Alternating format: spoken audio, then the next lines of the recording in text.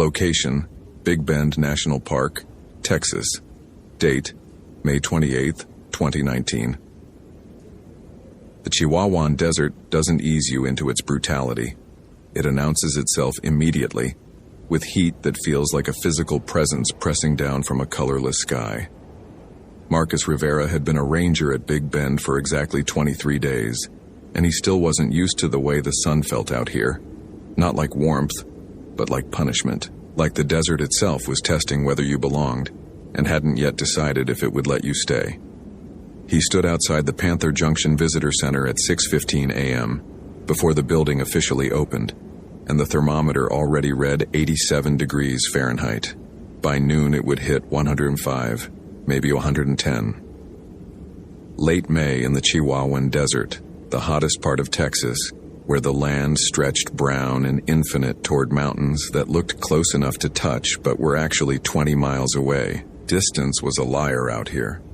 So was time. So was the idea that you were ever truly alone. Marcus had grown up in El Paso, had spent every summer of his childhood crossing into Juarez to stay with his grandmother Lupe. She'd lived in a small house on the outskirts of the city, close enough to the desert that you could walk to its edge in 10 minutes. She'd taught him Spanish, had fed him tamales and stories in equal measure, had warned him about the things that lived in the border regions, things that didn't respect lines on maps or the laws of men. El desierto tiene memoria, mijo, she told him once while they sat on her porch watching the sun set over the mountains. The desert has memory. It remembers everything that's ever happened on its land. Every death, every disappearance, every darkness. And some things, they never leave. They just wait. He thought she was being poetic. Old people were like that, turning simple observations into mystical warnings. But now, standing in the pre-dawn heat of Big Bend with 800,000 acres of emptiness stretched out around him, he wondered if she'd been trying to prepare him for something. Marcus sipped from his water bottle, already his third of the morning, and watched the sun creep over the Chisos Mountains to the east. The light came harsh and unfiltered, turning the desert floor from shadow blue to dusty gold in minutes, beautiful in its way. The ocotillo plants stood like skeletal fingers against the brightening sky, and in the distance, a roadrunner darted between creosote bushes, the first sign of animal life he'd seen all morning. But Marcus had grown up in El Paso, had spent summers in Juarez visiting his grandmother, and he knew desert beauty was always dangerous. The prettier it looked, the more it wanted to kill you. His uniform shirt was already damp with sweat despite the early hour, clinging to his back and shoulders. The fabric was technical, designed to wick moisture and provide UV protection, but no amount of engineering could make 87 degrees at dawn feel comfortable. By the time his shift ended at 5 that afternoon, he'd have drunk 2 gallons of water, minimum. Maybe 3.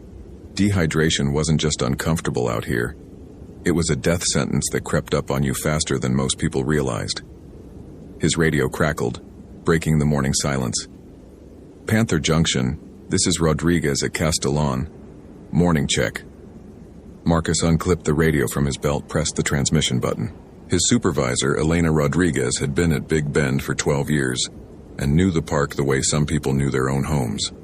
Every trail, every water source, every place where the desert could kill you if you weren't careful. She was patient with Marcus's rookie mistakes, but he could tell she was still evaluating whether he'd last past his first summer. A lot of new rangers didn't. The isolation got to them, or the heat, or the sheer emptiness of a park that covered 163 acres with only a handful of staff to watch over it. Morning, Elena. All quiet here. Opening in 15 minutes. His voice sounded strange in the desert silence, too loud, intrusive. Good. Check the overnight permit log when you get a chance. I saw we had a group of 4 head out yesterday afternoon for the Dodson Trail. They were supposed to camp at Zone 3 and hike back this morning, but I want to make sure they filed their exit time. Marcus pulled out his phone, navigating to the digital permit system. Cell signal was spotty out here, but it loaded after a moment. Yeah, I see them. Party of 4.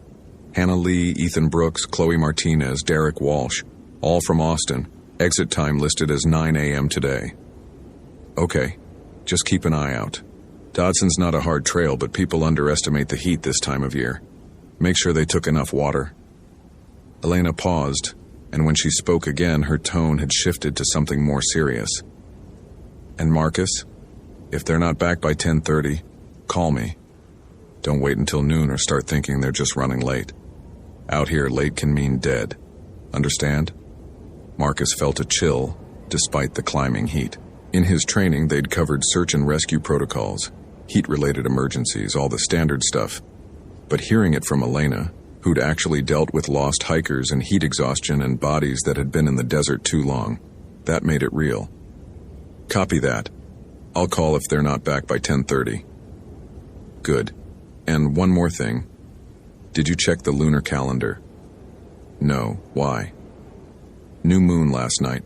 No moon at all. Just something to keep in mind if anyone reports anything unusual." She paused.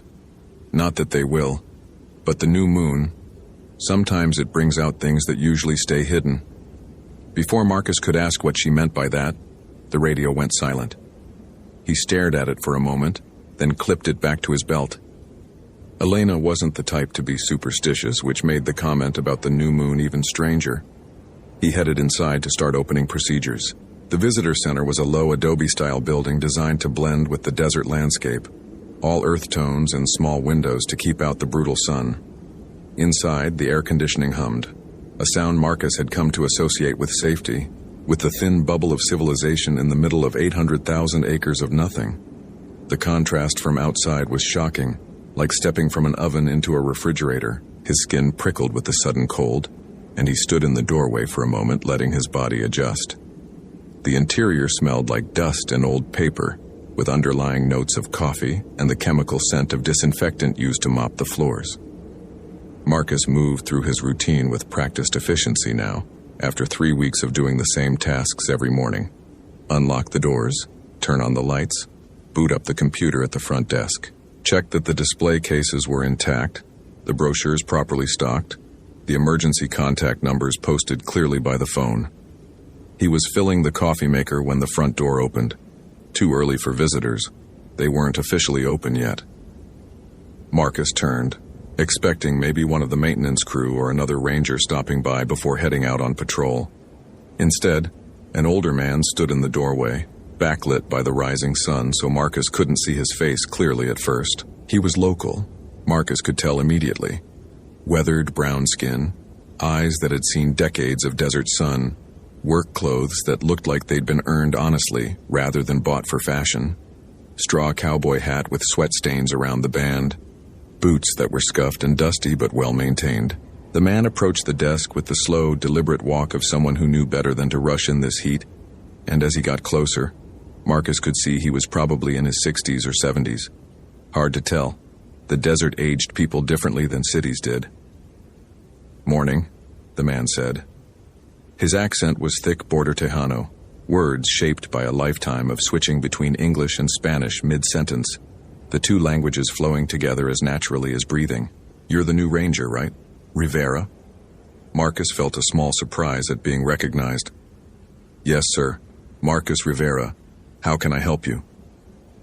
The man studied him for a long moment, his gaze sharp and assessing. "Your grandmother was Lupe Rivera? From Juarez?" Now Marcus was genuinely surprised. His grandmother had passed away 5 years ago, and he hadn't expected anyone out here to know her. "Yes? Did you know her?" "Knew of her. Good woman, smart woman. Knew the old ways, respected them." The man leaned against the desk, his posture casual but his eyes still watchful. "She teach you anything about the borderlands? About what lives out here besides snakes and coyotes and mountain lions?" Something in the man's tone made Marcus's instincts prickle with unease. This wasn't small talk. This was leading somewhere specific. "I'm sorry, I didn't catch your name." "Esteban Morales. I run cattle on the land adjacent to the park. Been here 40 years. My family's been in this area for 6 generations. He pulled off his hat, wiped sweat from his forehead with a bandana. "And I'm asking because we lost 2 calves last week. Found them 3 days later, up in a mesquite tree. 40, 50 feet up. No predator I know puts a full-grown calf in a tree like that. Marcus opened his mouth to suggest mountain lions. They cached kills in trees sometimes. He'd learned that in training. But Esteban cut him off with a raised hand. Not lions. I know lions. Been dealing with them my whole life. They drag kills into trees, yeah, but not like this. These calves were arranged, laid out on branches like someone put them there deliberately. And the wounds... He trailed off, shaking his head. Not bite marks. Looked more like something grabbed them. Something with talons. Could be a large bird. Golden eagles, Eagles don't hunt calves. And they sure as hell don't have a 6-7 foot wingspan. Esteban's expression had gone hard. You know what does? What the old people say haunts these borderlands? Marcus knew. His grandmother had told him the stories, whispered them to him on hot summer nights when the windows were open and the desert stretched dark beyond the porch light. But he'd thought they were just stories. Cautionary tales to keep children from wandering off, to teach respect for the wild places. La lechuza, Marcus said quietly. Esteban nodded. The owl witch. My grandfather used to tell stories about her. Said she'd been hunting the borderlands for longer than anyone could remember. Sometimes she appeared as a woman, sometimes as an owl, bigger than any bird should be. She could whistle, could call in human voices, could make you think you were hearing a friend or family member crying for help. And if you followed those calls... He made a gesture like something swooping down, claws extended. Mr. Morales, I appreciate you coming in, but those are just folk stories. They're not... You've got people out there. Esteban nodded toward the desert beyond the windows, toward the trails that wound into places where the Park Service map turned to blank space. Saw their car at the Dodson trailhead yesterday evening when I was checking fence lines. 4 young people in a Jeep, Arizona plates, packing up like they were going to camp overnight. They know it was a new moon last night? No light at all? They have flashlights, headlamps. They're experienced hikers according to their permit. Maybe so. Maybe they've hiked all over. Joshua Tree, Death Valley, places like that. Esteban put his hat back on, adjusted it carefully. But those places don't have La Lechuza. Those places don't have something that's been hunting for centuries, that knows these canyons better than any human ever will, that gets hungry when the moon goes dark. Marcus wanted to dismiss it, wanted to politely show this old rancher to the door and get back to his normal routine of answering questions about parking and trail conditions. But something in Esteban's expression stopped him. This wasn't the look of someone telling campfire stories or indulging in superstition. This was the look of someone who'd seen something he couldn't explain and was trying to warn someone else. What do you want me to do? Marcus asked finally. When they come back, if they come back, ask them what they heard in the dark.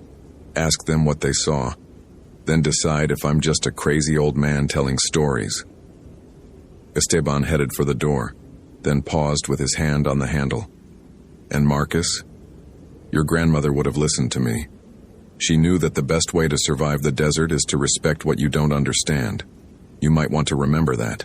He left, and Marcus stood alone in the air-conditioned visitor center, feeling the weight of something he couldn't quite name.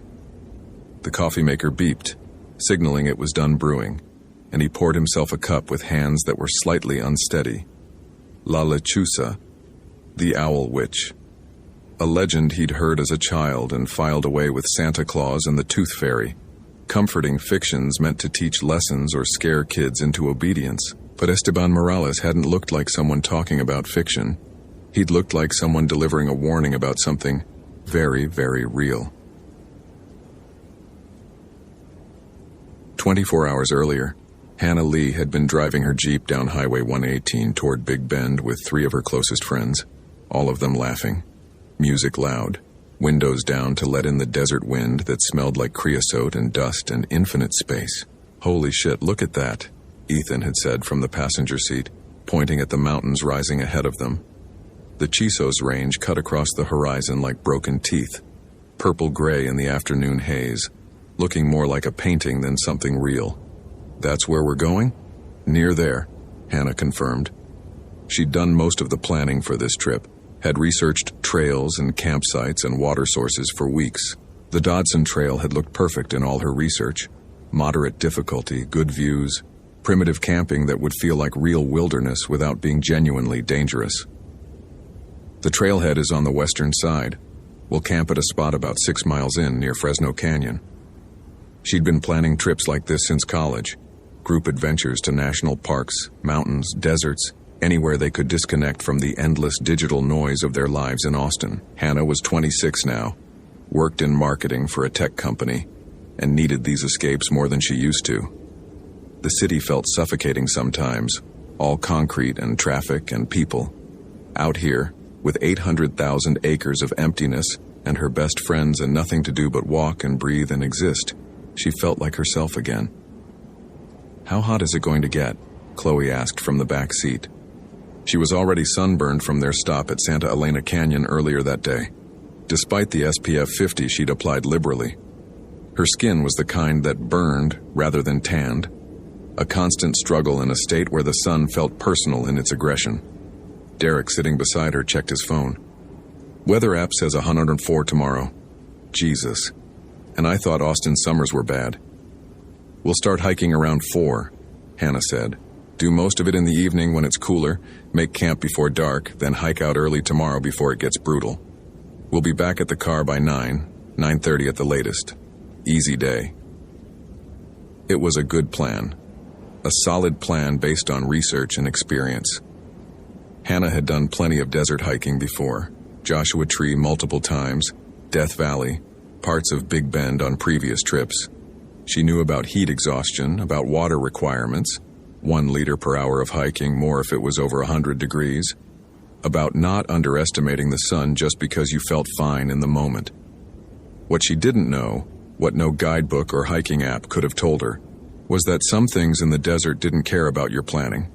Some things were older than plans, older than maps, older than the idea that humans could navigate wilderness safely if they just followed the right protocols. They reached the Dodson trailhead at 4:30 p.m., later than Hannah had wanted, but not dangerously so. The parking area was barely more than a widened shoulder, space for maybe 3 vehicles. Empty except for a dusty pickup truck that looked like it had been there for days, maybe weeks. Hannah felt a small thrill at that. They'd have the trail to themselves, maybe the whole canyon. True wilderness experience, the kind you couldn't get at more popular parks. The heat hit them like a physical blow when they got out of the air-conditioned Jeep. Hannah's sunglasses fogged immediately, and she had to wipe them on her shirt before she could see clearly. The temperature had dropped slightly from its midday peak, but it was still over 100 degrees, and the sun beat down with that particular desert intensity that seemed designed to remind humans they didn't belong here. "Fuck, it's hot," Ethan said, already reaching for his water bottle. "Language," Derek teased, but he was sweating too, and they'd only been outside for 30 seconds. They geared up, checking and rechecking their supplies. Hannah had made everyone show her their packs before they left Austin. Wasn't taking any chances with people who thought winging it was an acceptable hiking strategy. 4 liters of water each, plus 2 extra gallons in camp that they'd carry in turns. Food for dinner and breakfast. First aid kit, map, compass, GPS device with fresh batteries, headlamps and flashlights, emergency shelter, sunscreen, bug spray, toilet paper, hand sanitizer. Everything by the book, everything careful. "Everybody ready?" Hannah asked, shouldering her pack. It was heavy, probably 40 pounds with the water, but she'd trained for this, had done weekend hikes with a weighted pack for the past month. "Ready," they chorused. They signed the trail register, Hannah writing carefully, "Party of 4H. Lee, E. Brooks, C. Martinez, D. Walsh. Entry, 4:47 p.m., May 27th. Expected exit, 9:01 a.m., May 28th. Her handwriting looked neat and confident on the page, like someone who knew what they were doing, who'd thought of everything. The trail began easy, a well-worn path through creosote bush and ocotillo, heading gradually upward toward the foothills. The creosote smelled sharp and medicinal in the heat, and their boots kicked up small clouds of dust with each step. Within 5 minutes, Hannah's shirt was soaked with sweat. Within 10, she'd drunk half a liter of water. The desert stretched around them in shades of brown and gray and dusty green, not the lifeless wasteland people imagined, but a landscape full of careful life that knew how to survive in impossible conditions. Beryl cactus hunched like little green spheres conserving water. Ocotillo plants waved their spiny branches at the sky. Century plants thrust up their flowering stalks, spending everything they had on one spectacular bloom before dying. For the first hour, everything was perfect. They made good time, joking and talking, stopping occasionally to take photos of the landscape. Hannah took several shots of the Chisos Mountains, trying to capture the way they looked purple in the distance, trying to get the scale right. But photographs always failed to convey the enormity of the desert, the way it made you feel small and temporary. Ethan was telling a story about a disastrous camping trip in Colorado, where their tent had blown away in the night, and everyone was laughing. Chloe kept stopping to identify plants. She was in grad school for botany, and got genuinely excited about things like different species of sage. Derek had brought his harmonica, and would occasionally play a few bars of something bluesy and mournful that seemed to fit the landscape. They were having fun. They were doing everything right. And none of them noticed how quiet the desert had become, how all the birdsong had stopped, how even the insects had gone silent. None of them noticed they were being watched. Around 6 p.m., as the sun started its descent toward the horizon, Derek called for a water break. They'd covered about 4 miles, were making better time than Hannah had estimated. She felt pleased with herself, with the group, with the whole trip. This was what she'd needed: space and sun and the simple pleasure of putting one foot in front of the other. "This place is insane," Ethan said, drinking deeply from his water bottle. They'd stopped in the thin shade of a juniper tree, the only shelter in sight. "Like, actually insane. Look at all that nothing." He gestured at the expanse of desert stretching in every direction, mountains rising in the distance, the sky vast and empty. "We could be the only people for 50 miles. "We probably are," Chloe said, also drinking. Her face was flushed red despite the sunscreen, and Hannah made a mental note to make sure she kept hydrating. "Didn't the ranger say Big Bend gets like 500,000 visitors a year? But it's 800,000 acres. That's less than one person per acre. Do the math. We're basically alone out here." "Math major," Derek teased, but he looked impressed. He wiped sweat from his forehead with his bandana, leaving a streak of dust across his skin. They kept hiking as the sun dropped lower, and the desert began its transformation from hostile oven to something almost beautiful. The temperature was finally bearable, even pleasant. The light turned golden, then orange, then deep purple. Shadows lengthened across the canyon floor, and the mountains seemed to glow from within. This was Hannah's favorite time in the desert, after the day's heat broke, but before darkness fell completely.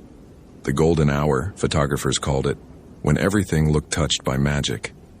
They reached their planned campsite just as the last light faded, a flat area on a slight rise, protected from wind by a semicircle of rock outcroppings. Hannah had picked it from the satellite imagery, and it looked even better in person. Natural shelter, good drainage in case of flash floods, and positioned so they'd get the sunrise in the morning. "Perfect spot," Derek said, dropping his pack with an audible sigh of relief. They set up their 2 tents efficiently, Hannah and Chloe in one, Derek and Ethan in the other. Hung their food bags from a juniper tree 20 feet away, high enough that no animals could reach them. Set up their little camp stove on a flat rock. Everything by protocol, everything careful, everything right. The darkness came fast once the sun was gone, faster than it ever did in the city. No streetlights out here, no glow from nearby buildings or passing cars, just the rapid transition from twilight to complete darkness. And tonight, with the new moon, there was no natural light at all, just stars, thousands of them, so bright and numerous that Hannah could actually see her shadow cast by starlight. "No fire?" Ethan asked. Hannah shook her head. "Probably not necessary. It's still warm, and we don't want to attract attention if there are any rangers patrolling." She pulled out her headlamp, clicked it on. The LED beam cut through the darkness, harsh and artificial. Besides, fires are kind of a pain to build in the desert anyway. Not enough wood. Attention from rangers or attention from something else? Derek said it like a joke, but his voice had an edge that suggested he was only half kidding. What do you mean? I don't know, man. This place just feels watchful. Is that weird to say? Derek was looking out into the darkness beyond their campsite, beyond the small circle of illumination cast by their headlamps. Hannah looked around, nothing but darkness and stars and the vague shapes of rocks and plants at the edge of visibility.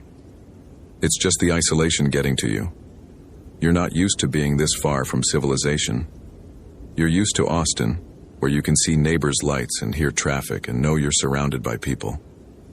Maybe.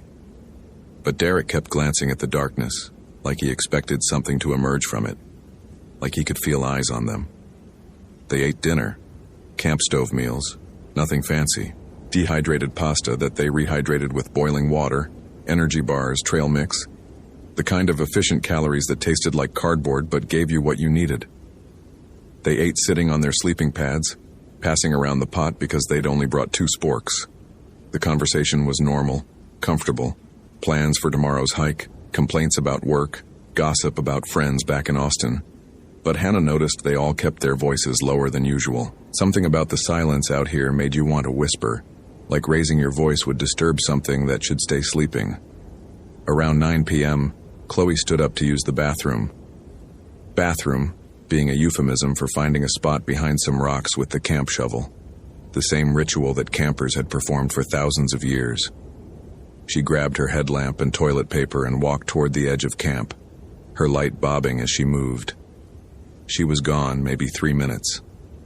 When she came back, her face was pale even in the warm glow of the camp stove, her eyes wide and spooked. "Did you guys hear that?"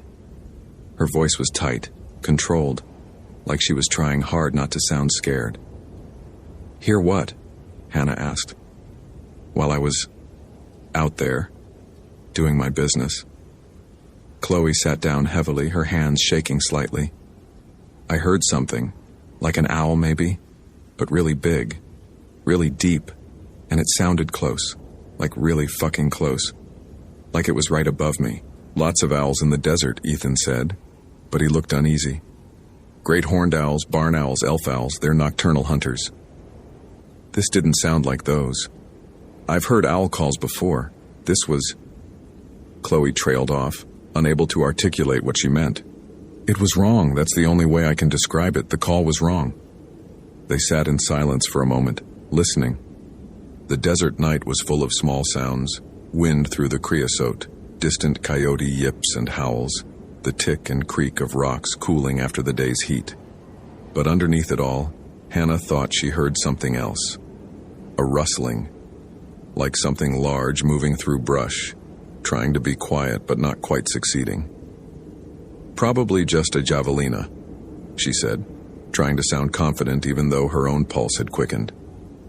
"Or a deer. Big Bend has mule deer." But she remembered reading during her research that the park had mountain lions. Not many, not like some parks, but they were there. And mountain lions hunted at night.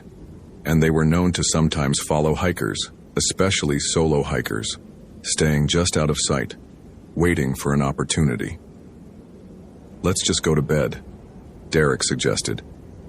He was already standing, stretching, clearly ready to be zipped safely inside a tent. "Early start tomorrow, remember? We want to be hiking by 6 at the latest. Get out before the real heat hits." They cleaned up the dinner gear, brushed their teeth with minimal water, and retreated to their tents. Hannah zipped the mesh door carefully, making sure no gaps where insects could get in.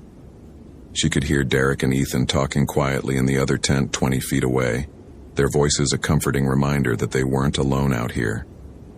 Well, they weren't alone in their group, but as Hannah lay in her sleeping bag, staring at the tent ceiling, she couldn't shake the feeling that there was something else out here with them, something watching, something waiting. Chloe fell asleep quickly, her breathing evening out into the steady rhythm of deep sleep. But Hannah stayed awake, listening to the desert. She heard the coyotes again, closer this time, their yips and howls echoing off the canyon walls. She heard the wind picking up, rattling the tent fabric. She heard Derek and Ethan's conversation fade into silence as they too fell asleep. And then, maybe an hour after they'd turned in, she heard something else. A whistle. It came from somewhere outside the camp, off in the darkness to the north. Not a bird call, not a coyote, not any natural sound she recognized. It was almost musical, like someone playing a few notes on a flute. 3 notes, descending. Then silence. Then the 3 notes again, slightly closer. Hannah held her breath, listening. Her heartbeat was loud in her ears. Beside her, Chloe stirred but didn't wake. The whistle came again, closer still. And this time, underneath it, Hannah heard something else. A voice, soft, barely audible, speaking in Spanish. Female voice, old, rasping. Ven aquí, niña. Come here. Come here, little girl. Hannah's blood went cold. There was no one else out here. They'd seen no other cars at the trailhead, had encountered no other hikers on the trail. The ranger at the visitor center had confirmed they were the only ones with a permit for this area. And that voice sounded wrong. Too old, too rasping, like vocal cords that hadn't been human for a very long time. She unzipped her sleeping bag as quietly as possible, her hands shaking, and reached for the headlamp. The voice came again, closer, and now it was mixed with that whistle, the 2 sounds woven together in a way that made Hannah's skin crawl. Hannah? Chloe's voice thick with sleep and confusion. What's wrong? Shh. Listen. Do you hear that? They both went perfectly still, listening. For a long moment, there was only the wind and the distant coyotes. Then the whistle came again, and this time it was right outside the tent, maybe 10 feet away, maybe less. Hannah turned on the headlamp, flooding the tent with harsh LED light. In the glow, she could see Chloe's face, pale and frightened, and she could see something else. The mesh door was bulging inward slightly as if something had pressed against it from outside. Hannah could make out the impression of something large, something with a curved shape that could have been a beak or a face, or... The mesh bulged further, and Hannah heard a sound that would haunt her dreams for years afterward. A clicking, like talons tapping on glass, but deeper, more resonant, and underneath it that voice again, no longer whispering. Ven aquí, niña. Sal y juega conmigo. Come here, little girl. Come out and play with me. Whatever was pressing against the mesh suddenly pulled back, and Hannah saw it in the split second before it disappeared. A silhouette against the stars. Enormous. Wings spread wide, maybe 15 feet across. The shape of an owl, but far too large, impossibly large, and with something wrong about its outline. Something that suggested it wasn't entirely bird. What the fuck? Chloe whispered, her voice high and tight. What the fuck? What the fuck? What the... Guys! Derek's voice from the other tent, sharp with panic. Something's out here. I can see shadows moving. Hannah made a decision, the kind of split-second choice that changes everything. Everyone get up, get dressed. We're hiking out, right now. In the dark, Ethan protested, his voice muffled through the tent fabric. We can barely see. Now. Right now. Get your boots on, get your pack, get your headlamp. We are leaving this camp right now. Maybe if they'd stayed in the tents. Maybe if they'd waited until dawn. Maybe if Hannah had made a different choice in that moment. But she didn't. Because the thing outside was circling them, and some instinct older than reason told her that staying still meant death. They scrambled out of their tents, fumbling in the darkness, headlamps bobbing as they moved. Hannah's hands were shaking so badly she could barely tie her boots. Beside her, Chloe was breathing in short, panicked gasps. Derek and Ethan emerged from their tent, both pale even in the harsh light of the headlamps. What did you see? Derek asked. Something big, something flying. We need to... The whistle came again, and this time it was everywhere at once, surrounding them, above them, in the rocks, in the bushes, in the air itself. And with it came that voice, but now it wasn't speaking Spanish. Now it was speaking English, and it was using their names. Hannah, Derek, don't run. Stay and play. Go, Hannah screamed. They ran. Not organized, not careful, just raw panic flight into the darkness. Their headlamps cut narrow cones of light through the blackness, illuminating rocks and plants and nothing else. Behind them, Hannah could hear something moving, something large, something with wings. She didn't look back. Looking back felt like the last thing she'd ever do. They'd been running maybe 5 minutes, maybe 10. Time had lost all meaning in the panic, when Derek started screaming. "Above us! It's above us!" Hannah looked up and saw it silhouetted against the stars. Enormous, wings spread impossibly wide, gliding silent as death. And as it passed overhead, she saw its face. Human. Almost human. A woman's face, but stretched and distorted, set into an owl's skull that was the size of a car hood. Eyes that reflected their headlamps like mirrors. A mouth that was too wide, full of teeth that no bird should have. It dove. Derek, who was slightly behind the others, raised his hiking pole like a weapon.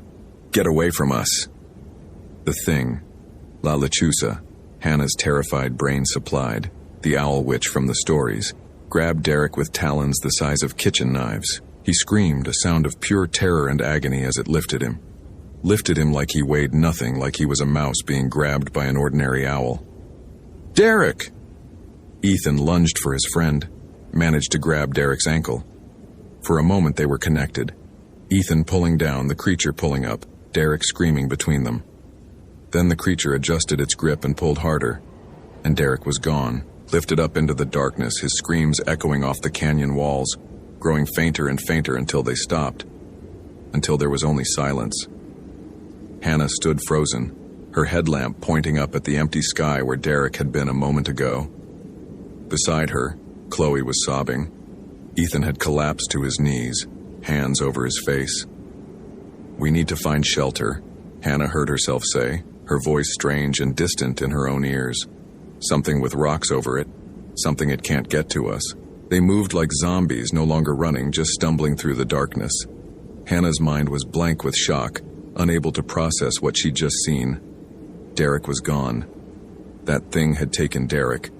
They found an overhang after what felt like hours but was probably minutes. A natural shelter formed by layered rock, just barely big enough for the three of them to huddle inside. They crawled in, pressing themselves against the back wall, and turned off their headlamps to save batteries. In the absolute darkness they waited. They heard it circling, heard the whisper of enormous wings, heard it land on the rocks above them, heard the click of talons on stone, heard it calling to them in voices that sounded like their families, their friends, voices begging them to come out. "Hannah, honey, come out. It's Mom. I'm lost. Please help me." But Hannah's mother was in Houston, safe in her suburban house, probably asleep in her bed. "Chloe, it's your sister. I need you. Please." But Chloe didn't have a sister. "Ethan, come out, man. It's Derek. I'm okay. I need help down here. Come help me." But Derek was gone. Derek was never coming back. They huddled in that rock shelter for hours, until the sky began to lighten, until the sun finally dragged itself above the eastern mountains, until the desert heat returned and drove the thing back to wherever it roosted during the day. When full dawn came, they emerged and found Derek's hiking pole lying in the dirt, snapped in half. Found his bandana, the one he'd been wearing. Found drops of blood on the rocks. They found no body. They started hiking back toward the trailhead, moving as fast as their exhausted legs would carry them. They finished all their water before they were halfway there. By the time they collapsed in the thin shade of a boulder 2 miles from the parking lot, they were severely dehydrated, sunburned, and broken in ways that had nothing to do with their physical state. That's where Marcus and Elena found them. The sun was merciless as Marcus and Elena hiked the 3 survivors back to the trailhead. They moved slowly, carefully, making frequent water breaks. Hannah, Chloe, and Ethan were in bad shape, dehydrated, sun-damaged, clearly traumatized. They barely spoke except to answer direct questions. Marcus called in the helicopter evacuation from the parking lot, and they waited in the shade of the Jeep until the medical team arrived. While they waited, Marcus tried to get information about Derek. "He was with us last night," Hannah said, her voice flat and mechanical. "We were camping. Something attacked us. It took him." "What kind of something?" Elena pressed gently. Hannah just shook her head, tears streaming down her sunburned face. "You won't believe me. Try us." So Hannah told them. About the whistle, about the voice speaking Spanish, about the enormous owl thing with a human face, about how it had grabbed Derek and flown away with him, about how they'd heard his screams fade into nothing. Marcus exchanged a glance with Elena.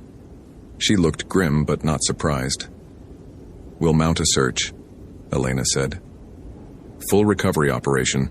If your friend is out there, we'll find him." But her expression told Marcus what she really thought. They wouldn't find Derek Walsh. Not alive. Maybe not at all. The helicopter arrived 20 minutes later, the rotors beating the hot air into submission. Paramedics loaded the 3 survivors onto stretchers, started IVs, began treating them for severe dehydration and exposure. Marcus stood back, watching them being lifted away, and tried to process what Hannah had told him. La Lechuza, the owl witch. The thing Esteban Morales had warned him about that very morning. "We're going back out," Elena said, checking her GPS. "We need to document the campsite, look for any sign of Walsh." They hiked back in, following the trail and then the drag marks and scattered gear that marked where the group had fled. They found the abandoned campsite first. Tents shredded, sleeping bags torn, food bags still hanging untouched. Then they followed the path of destruction through the brush, finding pieces of gear, drops of blood, and finally, Derek's broken hiking pole. What they didn't find was Derek. They searched for hours, calling his name, checking every gully and rock formation within a mile radius. Elena photographed everything.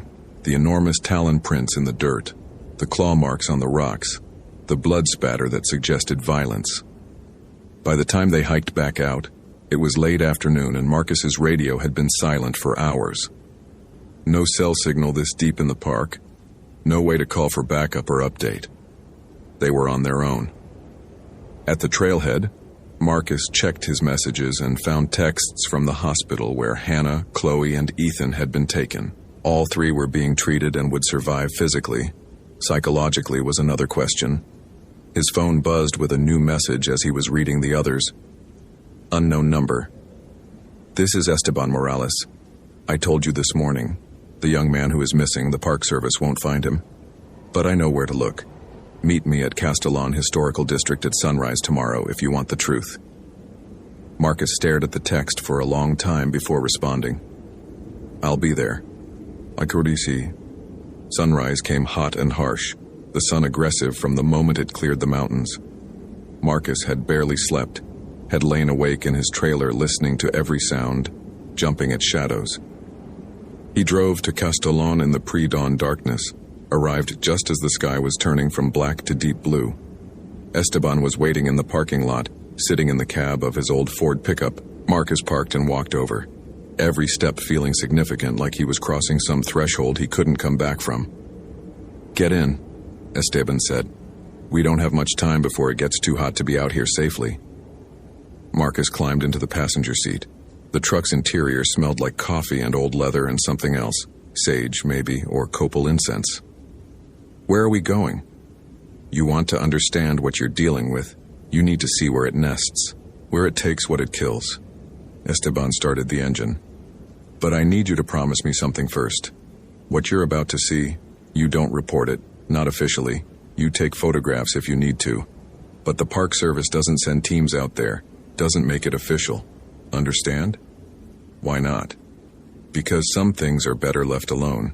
Because you start poking around its nest, it might decide to hunt more actively. Might decide to hunt you specifically." Esteban fixed Marcus with a hard stare. "Your grandmother understood this. There are some battles you don't pick because you can't win them. The best you can do is warn people and hope they listen." Marcus wanted to argue, wanted to insist there had to be a way to stop this thing, to kill it, to make the park safe. But looking at Esteban's weathered face, at eyes that had seen more desert than Marcus could imagine, he knew the old man was right. "I promise," Marcus said quietly. They drove on increasingly rough roads, finally parking where the road ended and the real desert began. Esteban led the way on foot, moving with surprising speed for a man his age.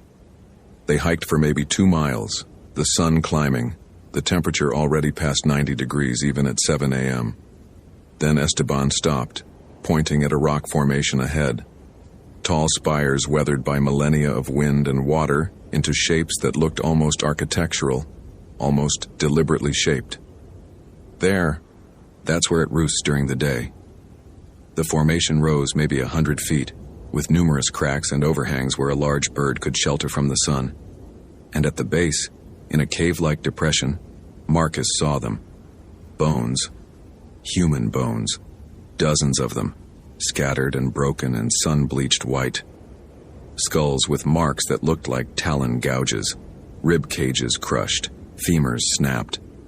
Remains that had been here for days or weeks or years, picked clean by the sun and scavengers. Jesus Christ, Marcus breathed. It's been hunting here for a long time, Esteban said quietly. My grandfather knew about it. His grandfather before him. The rangers don't talk about it because who would believe them? But we know. Those of us who live on the border who understand that some things are older than laws and borders and rational explanations. Marcus pulled out his phone, hands shaking, and started taking photographs. Evidence. Proof. Though proof of what, he wasn't entirely sure. That a monster was real? That the stories were true? You won't find your missing hiker here, Esteban continued. It drops the bones when it's done. Could be anywhere in 50 square miles. Desert scavengers will have scattered what's left. In a week, there won't be anything to find. There has to be a way to stop it. To kill it. Marcus's voice came out harder than he'd intended. Anger mixing with grief for a young man he'd never met. Esteban looked at him with something like pity. You kill this one, another takes its place. That's how curses work, mijo. The thing wearing the owl shape isn't the problem. The curse itself is the problem. The hunger that never dies, that gets passed from one witch to the next, that's been hunting these borderlands for longer than anyone remembers. You don't break a curse that old without paying a price yourself. Usually a price too high to be worth it. So we just let it keep hunting? Keep killing? No, we warn people. Keep them off the trails after dark, especially during the new moon. Make sure they understand the desert isn't safe, isn't tame, isn't just another place to take selfies and post on Instagram. Esteban turned away from the bone field. That's all we can do. That's all anyone's ever been able to do. They hiked back in silence. Marcus's mind was racing, trying to process what he'd seen, what it meant, what he was supposed to do with this information. Report it and be laughed at, stay silent and live with the knowledge that something was out there hunting, and people were going to die. At the truck, Esteban turned to him. Your grandmother was smart because she respected what she didn't understand. You want to last out here, you do the same. Except that some things can't be explained, can't be stopped. Only survived. Marcus drove back to Panther Junction alone, those words echoing in his head. Except that some things can only be survived. Not defeated, not conquered, not controlled. Just survived. He'd thought being a ranger meant protecting people, keeping them safe. But out here in Big Bend, in the desert that remembered everything, maybe the best you could do was warn them, and hope they listened before it was too late. The search for Derek Walsh officially began that afternoon with a full team. Search and rescue from 3 counties, cadaver dogs, drone operators, all the technology modern search efforts could provide. Marcus participated, hiking back to the area where Hannah said Derek had been taken, helping to establish a grid search pattern. They found nothing that first day, or the second, or the third. On day 4, the dogs hit on something near the confluence where the group had been camping. Everyone's hopes rose. Maybe they'd finally found him. Maybe there would be closure for his family. But when they excavated the area, all they found were bones. Old bones. Decades old at least, from someone who'd gone missing long before Derek Walsh was even born. More bones in the desert. More proof that La Lechuza had been hunting here for a very long time. The search continued for 8 days total. They combed every canyon and gully within a 10-mile radius. They used thermal imaging drones, cadaver dogs, ground-penetrating radar. They found nothing except more old bones in places bones shouldn't be, more evidence of deaths that had never been officially recorded. On day 9, the search was officially suspended. Derek Walsh was declared missing, presumed dead. The official report cited Suspected large predator attack, possibly mountain lion, without any real evidence to support that conclusion. Just the need to write something that wouldn't make the Park Service look incompetent or crazy. Marcus filed supplementary reports containing witness statements about an owl-like entity of unusual size. He attached his photographs of the bone field, the talon prints, the claw marks. He documented everything carefully, professionally, knowing that someone in some office would read it and then file it away under unsolved anomalies and never think about it again. Hannah, Chloe, and Ethan were released from the hospital after 3 days of treatment. None of them would talk to the media beyond a prepared statement. None of them would return Marcus's calls when he tried to reach out for additional information. He understood. He was a reminder of the worst night of their lives, of watching their friend die in the most horrific way imaginable. Better to pretend he didn't exist. Marcus went back to work because he had no choice. His transfer request had been denied. Budget cuts, personnel shortages, all the usual bureaucratic excuses. He was stuck at Big Bend, at least for now. So he greeted visitors, answered questions about trail conditions and camping permits, led educational talks about desert ecology and wildlife. But everything felt different now. The desert wasn't just beautiful and dangerous in the normal ways. It was actively malevolent in ways he couldn't admit to anyone except Elena and Esteban. It had teeth and wings and hunger, and it remembered everyone who'd seen it. 3 weeks after the incident, Marcus was closing up the visitor center at 10 p.m. after a late shift. He was alone, the parking lot empty, the desert dark beyond the reach of the exterior lights. He was locking the front door when he heard it. Whistling. 3 descending notes, musical and wrong, coming from the darkness beyond the parking lot. Marcus froze, his hand on the door handle, every instinct screaming at him to get inside. Lock the door, turn on every light, call Elena, call someone, do anything except stand here exposed and vulnerable. The whistling came again, closer, and then a voice speaking in Spanish, in an accent that sounded exactly like his grandmother's, that remembered voice from childhood that had told him stories and warned him about the desert. Marcus, mijo, ven aquí. Tu abuela te llama. Marcus, my son, come here, your grandmother calls you. His grandmother had been dead for 5 years. Marcus lunged inside, slammed the door, locked it with shaking hands. He turned on every light in the building, every single switch, flooding the visitor center with harsh fluorescent brightness that pushed back the dark. He called Elena on his cell, his voice probably too high, too panicked, but he didn't care. Elena, it's here, at the station. I can hear it. I'm coming. 20 minutes. Stay inside, stay in the light, don't look out the windows.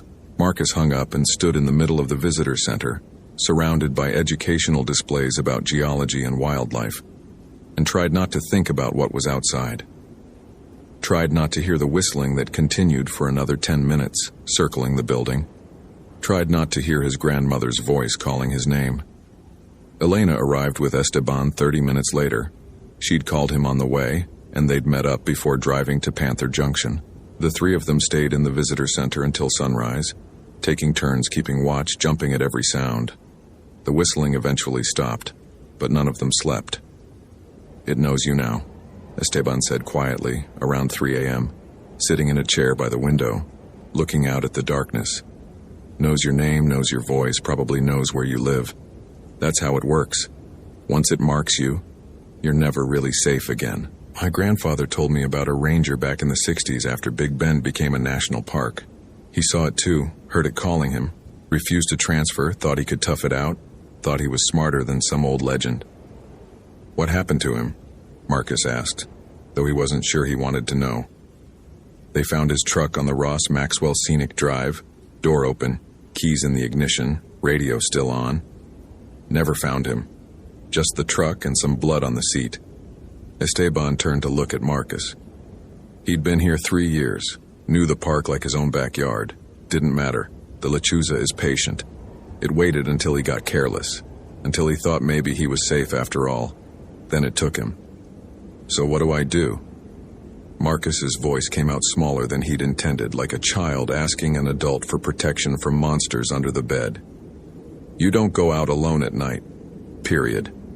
Not to your car, not to check on something, not for any reason. You don't answer voices in the dark, no matter how familiar they sound, no matter who they claim to be.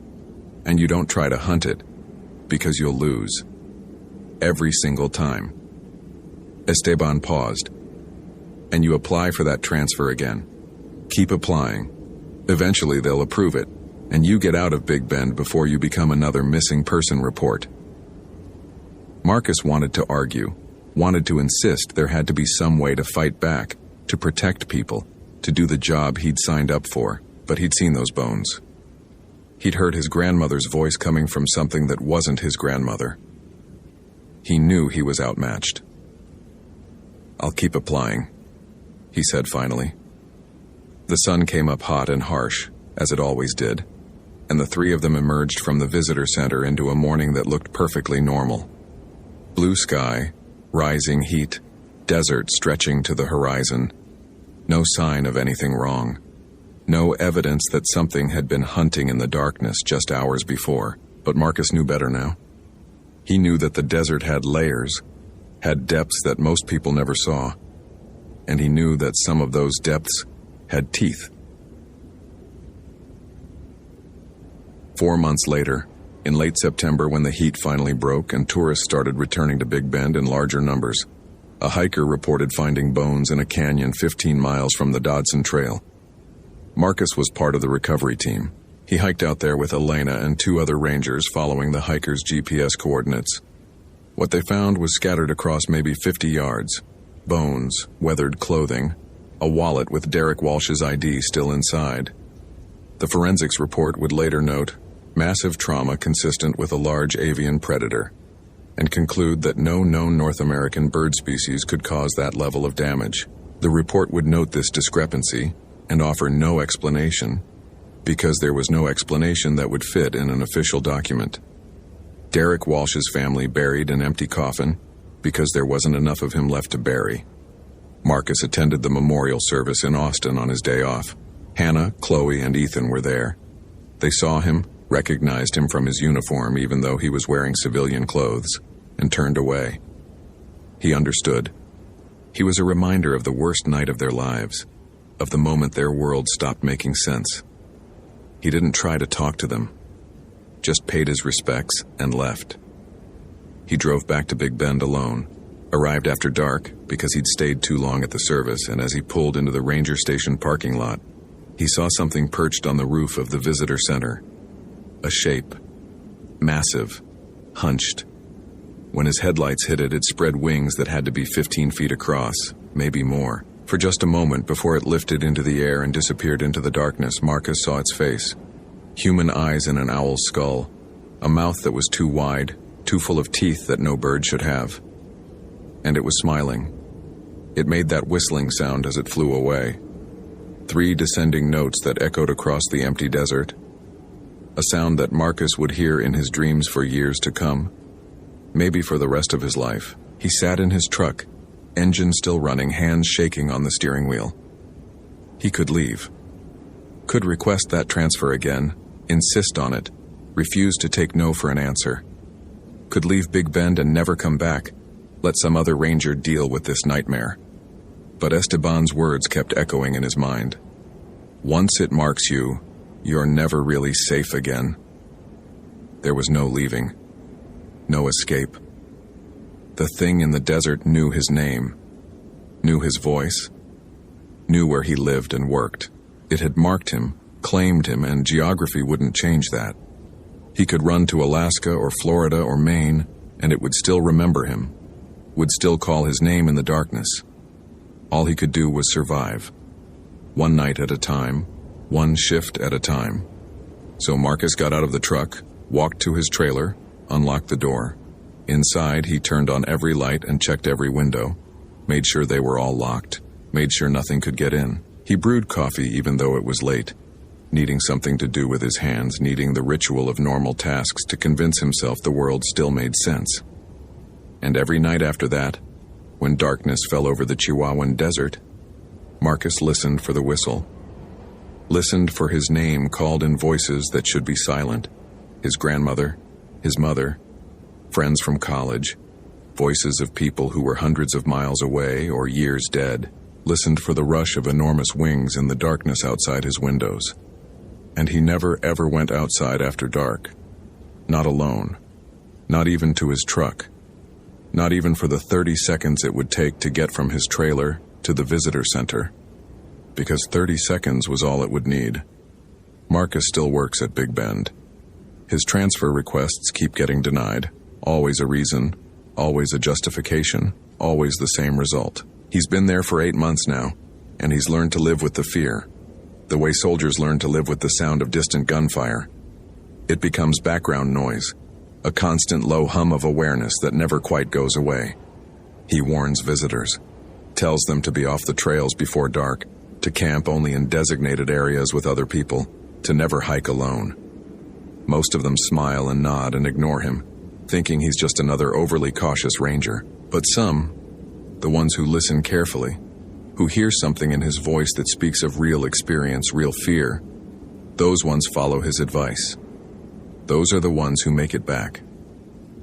Late at night, when he can't sleep, Marcus sometimes drives to the edge of the park and looks out at the desert. Thousands of square miles of emptiness, of rock and sand and darkness, and he knows that somewhere out there, something is looking back. Something with wings and talons and a human face. Something that knows his name and is waiting, patient as stone, for the moment when his guard drops or his fear fades or he simply forgets why he should be afraid. That day will come eventually. Marcus knows that. Everyone gets careless eventually. He just hopes it's not tonight. Incident report. National Park Service case. Big 2019-0528 M status. Closed subject. Walsh, Derek, Dobb, 03/15/1993. Last known location, Dodson Trail, Big Bend National Park. TX dates, May 28 to 29, 2019. Summary. Subject was part of 4-person hiking party that encountered large predator during overnight camping expedition.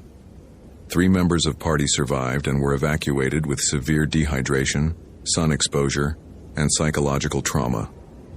Subject's remains were recovered September 12, 2019, approximately 15 miles from group's last known campsite.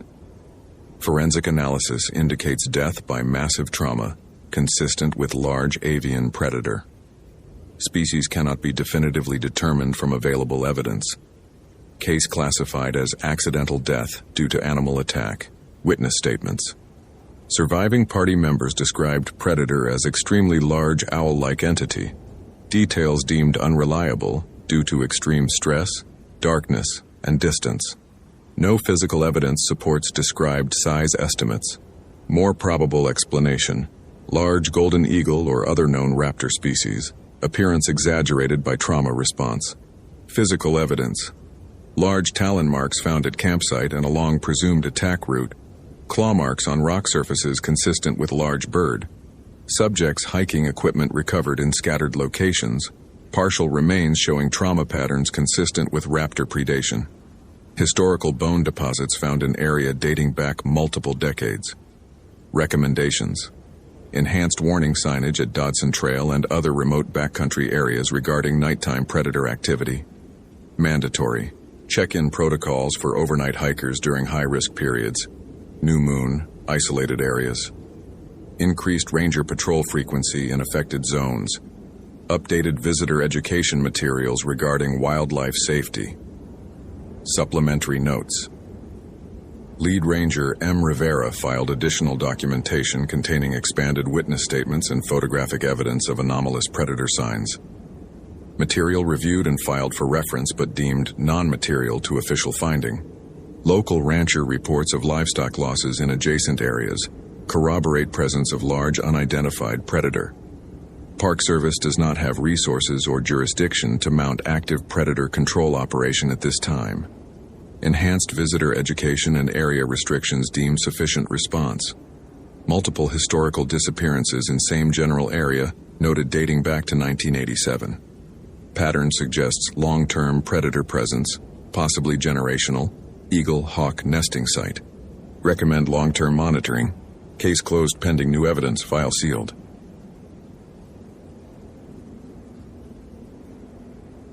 Location: Big Bend National Park, Texas. Date: June 8, 2019. James Hartley had exactly 7 days left. 7 days until retirement. 7 days until he could leave Big Bend behind and never think about it again. 7 days until he could trade the Chihuahuan Desert for a fishing cabin in East Texas, where the only thing he'd have to worry about was whether the crappie were biting. He stood on the porch of the Chisos Basin Ranger Station, coffee in hand, watching the sun rise over the mountains. The sky was already bleaching from deep purple to pale blue, and he could feel the heat building even at 6 in the morning. June in Big Bend meant triple-digit temperatures by noon, the kind of dry, relentless heat that could kill the unprepared in hours. James had spent 27 years learning to respect that heat, learning every trail and canyon and water source in this 500,000-acre park that straddled the Rio Grande. 27 years was long enough. The coffee was terrible, bitter and over-extracted the way government-issue coffee always tasted, but James drank it anyway. Habit, routine, the same routine he'd followed for nearly 3 decades.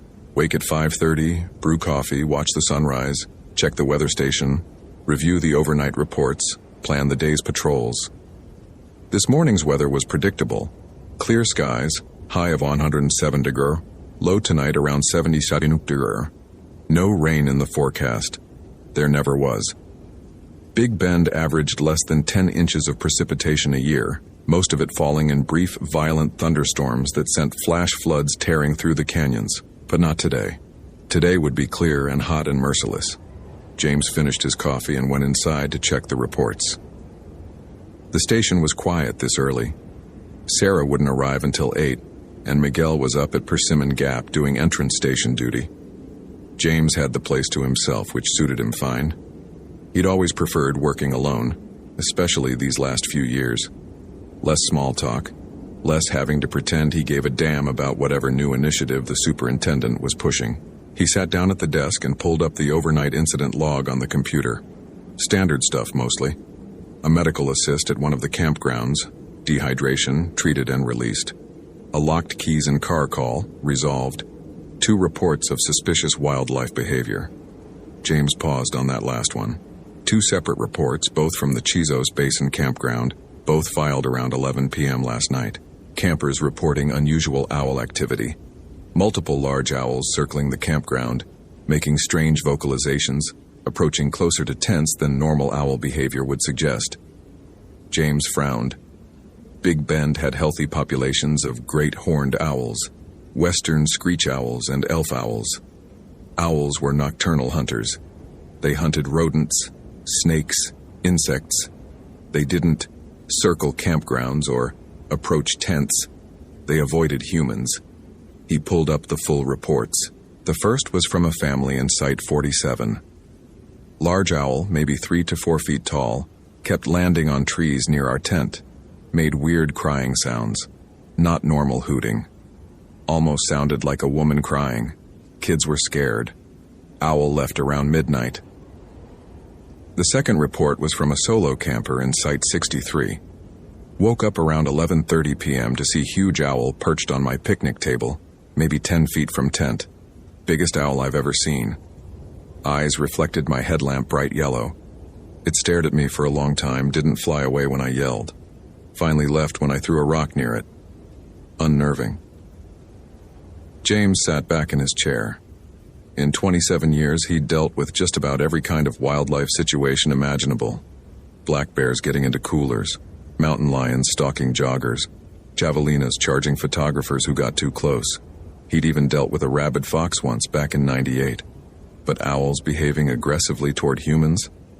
That was new. Probably nothing. Maybe a nesting site nearby and the parent owls were being territorial.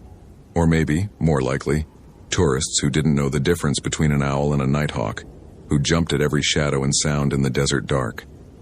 City people weren't comfortable with real wilderness. They came out here expecting Disneyland with cacti and got upset when nature refused to behave. Still, 2 reports in one night. Same behavior, same campground, James made a note to patrol the Chisos Basin this morning, check for nests, maybe post some informational signs about owl behavior, cover his bases. Last thing he needed in his final week was some lawsuit because an owl scared someone's kid and he'd failed to investigate. He printed out the reports, grabbed his gear, and headed for his truck. The drive up to Chisos Basin took 20 minutes, climbing from the desert floor into the mountains through a series of steep switchbacks. James had driven this road 10,000 times, knew every curve and pothole, could probably do it blindfolded. The landscape changed as he climbed, Ocotillo and Lechuguilla giving way to piñon pine and juniper, the temperature dropping a few merciful degrees. The Chisos Basin was a natural bowl in the mountains, surrounded by peaks that rose over 7,000 feet. It was the most popular area of the park, campground, lodge, trailhead access to high country hikes. During peak season it was packed, but this was June, the brutal dead of summer, and only the hardcore desert rats and international tourists were crazy enough to visit now. James parked at the campground entrance and started walking the loops. The sites were maybe a third full, a handful of tents, a few RVs, one vintage Airstream that probably cost more than James's annual salary. Most campers were still asleep, smart enough to wait for the worst of the heat to pass before starting their day. Site 47 was occupied by the family from the report, a couple in their 30s with 2 young kids, Colorado plates on their Subaru. The father was up, making coffee on a camp stove. He looked tired. "Morning," James called out, keeping his voice low. "Ranger Hartley, got your report about the owl activity last night. Mind if I ask you a few questions?" The man looked relieved to see him. "Yeah, absolutely. That was really weird. I've been camping my whole life, never seen an owl act like that. Tell me what you saw." "We were getting ready for bed, maybe 10:45 or so. I heard the sound, kind of like crying, but not quite. My wife thought it was a coyote at first. Then we saw it land in that tree." He pointed to a piñon pine about 30 feet from the tent. "Huge owl. I mean, really big. At least 3 feet tall, maybe more. It just sat there, staring at our tent, making that crying sound." "Did it have ear tufts? Like horns on its head?" "Yeah, I think so. Hard to tell in the dark." "Great horned owl, then. They were large, up to 2 feet tall, occasionally larger, but 3 feet was pushing it. People always overestimated size in the dark, though. Fear made everything bigger." "How long did it stay?" "Over an hour, just sitting there, watching. I tried to scare it off a few times, but it wouldn't budge. My daughter was crying, said it was looking at her. And the sound it made," the man shook his head. "It really did sound like a woman crying, not hooting, crying." James made notes on his clipboard. "Did it make any aggressive moves?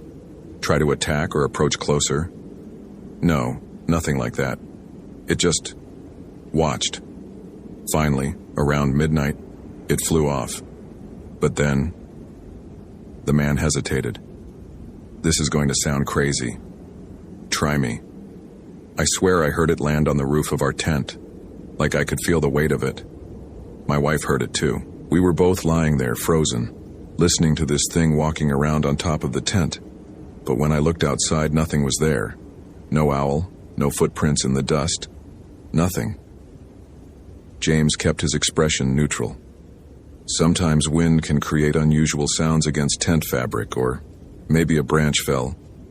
There was no wind last night, and I know what I heard." The man crossed his arms. "Look, I'm not some paranoid city slicker. I know the difference between an animal and my imagination. Something was on our tent, and whatever it wasn't natural. Okay?" James closed his notebook. "I'm going to check the area, look for nests or signs of unusual owl activity.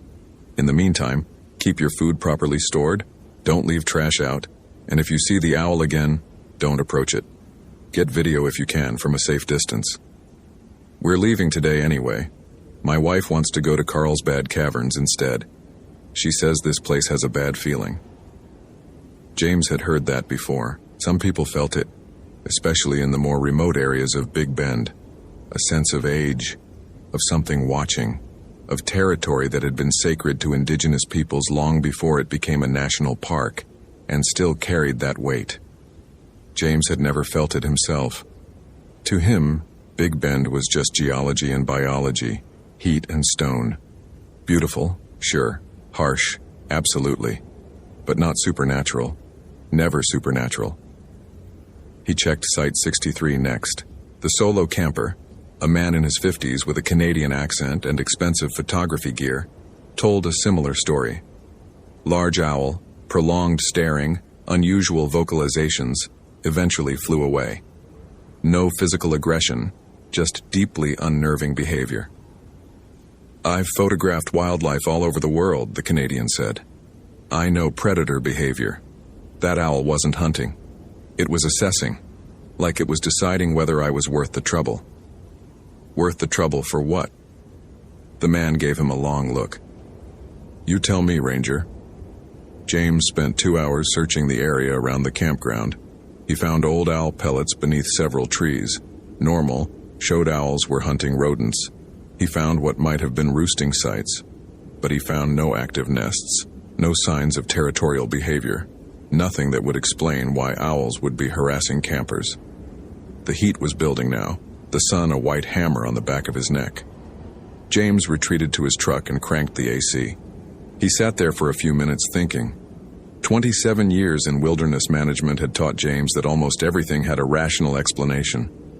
Mysterious lights, swamp gas or headlights reflecting off atmospheric conditions, strange sounds in the forest, tree branches rubbing, rocks falling, foxes screaming, animals acting weird, disease, habitat disruption, human food conditioning.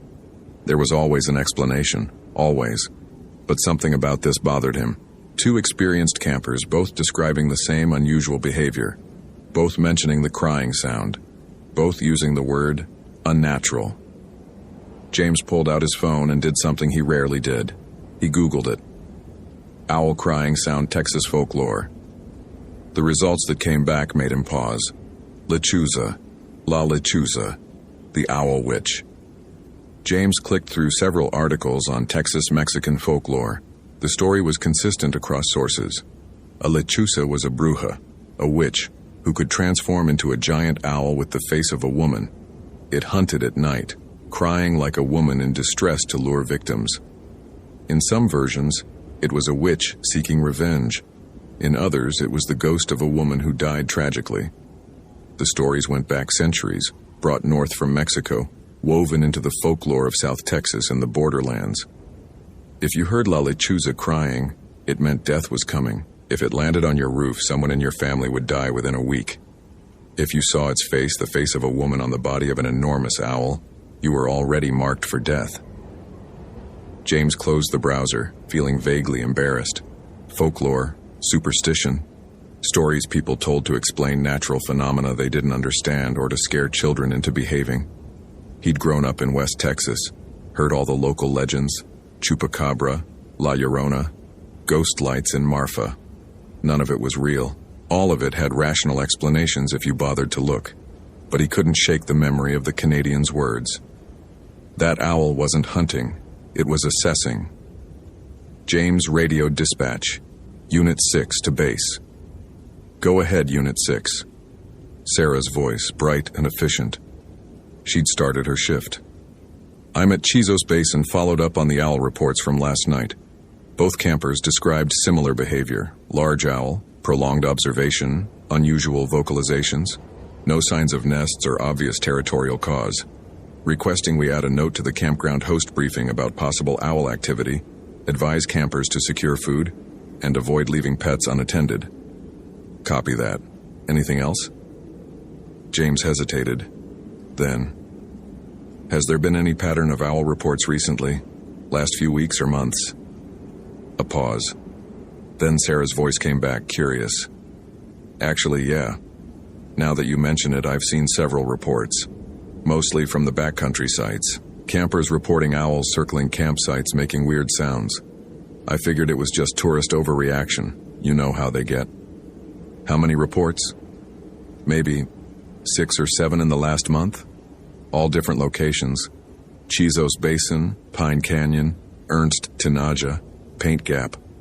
All nocturnal. All describing large owls acting unusual. 7 reports. All in the last month. All describing the same behavior. Send me the details on those reports, James said. I want to review them. Sure thing. Everything okay? Yeah. Just being thorough. Unit 6 clear. James sat in his truck, AC blasting, staring out at the mountains. 7 days until retirement. 7 days until he could walk away from this place and never think about it again. He should leave it alone. File the report, post the warnings, let someone else figure it out. It wasn't his problem anymore, but 27 years of being a good ranger, of doing the job right, of caring about the people who visited this park, that didn't just turn off because he had a retirement date circled on a calendar. James put the truck in gear and headed back down the mountain. Tyler Morrison was having the best week of his life. He'd graduated from UT Austin 3 weeks ago with a degree in environmental science. His college girlfriend had just agreed to move to Colorado with him in August. He had a job lined up with the Forest Service starting in September. And right now, at this exact moment, he was hiking into one of the most remote and beautiful places in Texas, with 3 days of backcountry solitude ahead of him. Life was good. The trail to Pine Canyon was only 4 miles, but it climbed steadily through a rugged landscape of volcanic rock and desert scrub. Tyler was in good shape. He ran marathons, spent weekends climbing at Reimer's Ranch. But the heat was brutal even at 9 in the morning. He'd already gone through half of one water bottle, and he could feel sweat soaking through his shirt. He didn't care. This was why he'd gone into environmental science in the first place. To spend time in places like this. Wild places. Real places.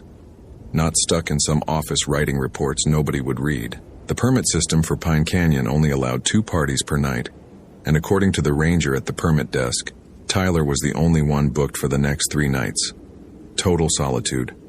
No crowds, no cell service, no distractions.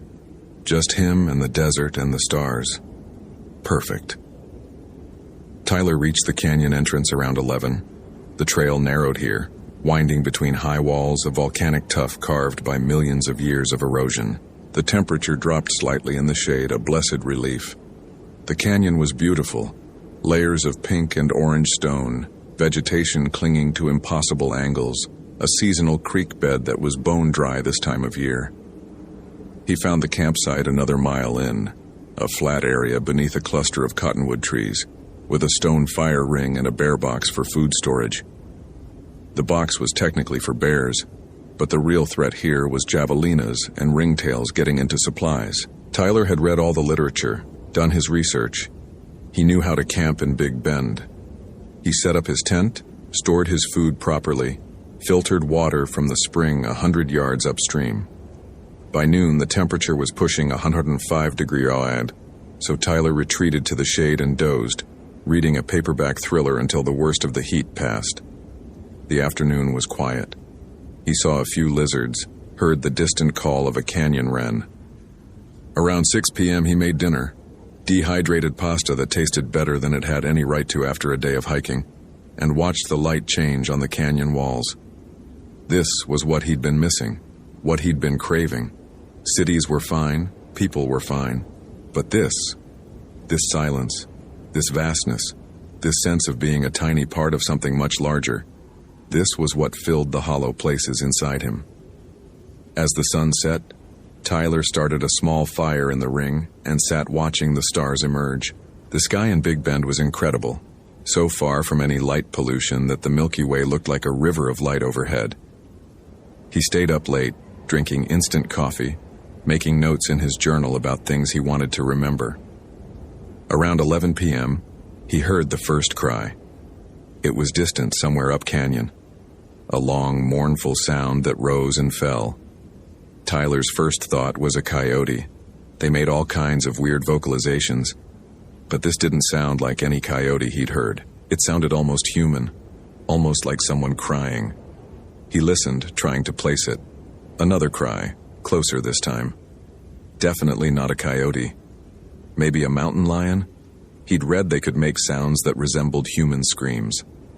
Tyler added wood to the fire, making it brighter. Predators avoided fire. That was Wilderness 101. The crying sound came again. Much closer now. Maybe 100 yards away, up the canyon wall. Tyler grabbed his headlamp and aimed it toward the sound. The beam cut through the darkness, illuminating rock and brush. Nothing moved. The crying stopped. He waited, listening. 5 minutes passed. 10. Nothing. Probably just his imagination working overtime. Or an owl. Great horned owls made all kinds of weird sounds. This was their territory. He was the intruder. Tyler banked the fire and retreated to his tent, zipping the door completely closed. He lay in his sleeping bag, listening to the night sounds of the desert. Wind through the canyon. Insects. The settling creak of cooling rock. And then, very clearly, very close. Footsteps. Not paw steps, not the scrabbling of claws. Footsteps, two-legged footsteps, walking around the perimeter of his campsite.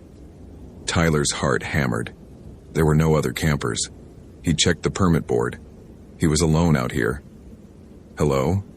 His voice sounded thin, pathetic. Is someone there? The footsteps stopped. Silence. Tyler lay frozen in the dark, every muscle tense, straining to hear. Minutes passed. Nothing. He was being paranoid, working himself up over nothing. This was what happened when you camped alone in an unfamiliar place. Every sound became a threat.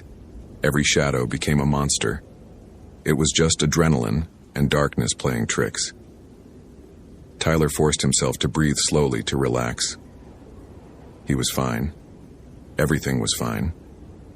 And then something landed on the roof of his tent with enough force to make the poles flex. Tyler stopped breathing entirely. He could feel the weight of something large pressing down on the fabric above his head. Could hear the scrape of what might have been claws or talons against nylon. Whatever was on his tent was heavy. And it was moving, shifting position, walking slowly from one end to the other. Tyler's hand crept toward the bear spray in the pocket of his tent. His fingers closed around the canister. The weight moved again, settling directly above where he lay, and then it made a sound. Not a bird sound, not an animal sound, a human sound. A woman's voice speaking from inches above his face, separated only by a thin layer of fabric. "Por qué estás aquí?" Tyler nearly screamed. The voice was wrong, too deep, too resonant, like it was coming from a chest cavity too large. And he didn't speak Spanish, but he understood the tone. Accusation, anger, warning. I'm just camping," Tyler stammered. "I have a permit. I'm not..." The voice cut him off, switching to English with an accent he couldn't place. "You should not be here. This place is not for you. Who are you? What do you want?" No answer. The weight on the tent shifted, moved toward the door. Tyler heard the zipper begin to move, sliding down, one tooth at a time, opening the tent from the outside. Tyler exploded into action. He lunged for the door, grabbed the zipper from inside, held it closed with all his strength. On the other side, something pulled harder. The fabric strained. The zipper teeth began to separate. "Get away from me!" Tyler shouted. He grabbed his headlamp, clicked it to full brightness, aimed it at the door. The pulling stopped immediately. Tyler stayed frozen, breathing hard, holding the zipper closed. Seconds stretched into minutes. Whatever had been there was gone. He could feel the absence of its weight, hear the silence where its presence had been. Slowly, carefully, Tyler aimed his headlamp around the tent, checking every corner. No shadows, no movement, no impossible things trying to get inside. He didn't sleep the rest of the night. He sat with his back against the tent wall, headlamp on, bear spray in hand, listening to every sound the desert made, waiting for the thing to come back. But it didn't. As the eastern sky began to lighten toward dawn, the night sounds faded. Birds began to sing. The temperature started to climb. Normal sounds, normal light, normal world. Tyler emerged from the tent as soon as there was enough light to see. His campsite looked exactly as he'd left it. No footprints in the dust, No claw marks on the tent fabric. No evidence that anything unusual had happened. But Tyler knew what he'd experienced, knew what he'd heard. He broke camp in 20 minutes, shoved everything into his pack, didn't bother with breakfast.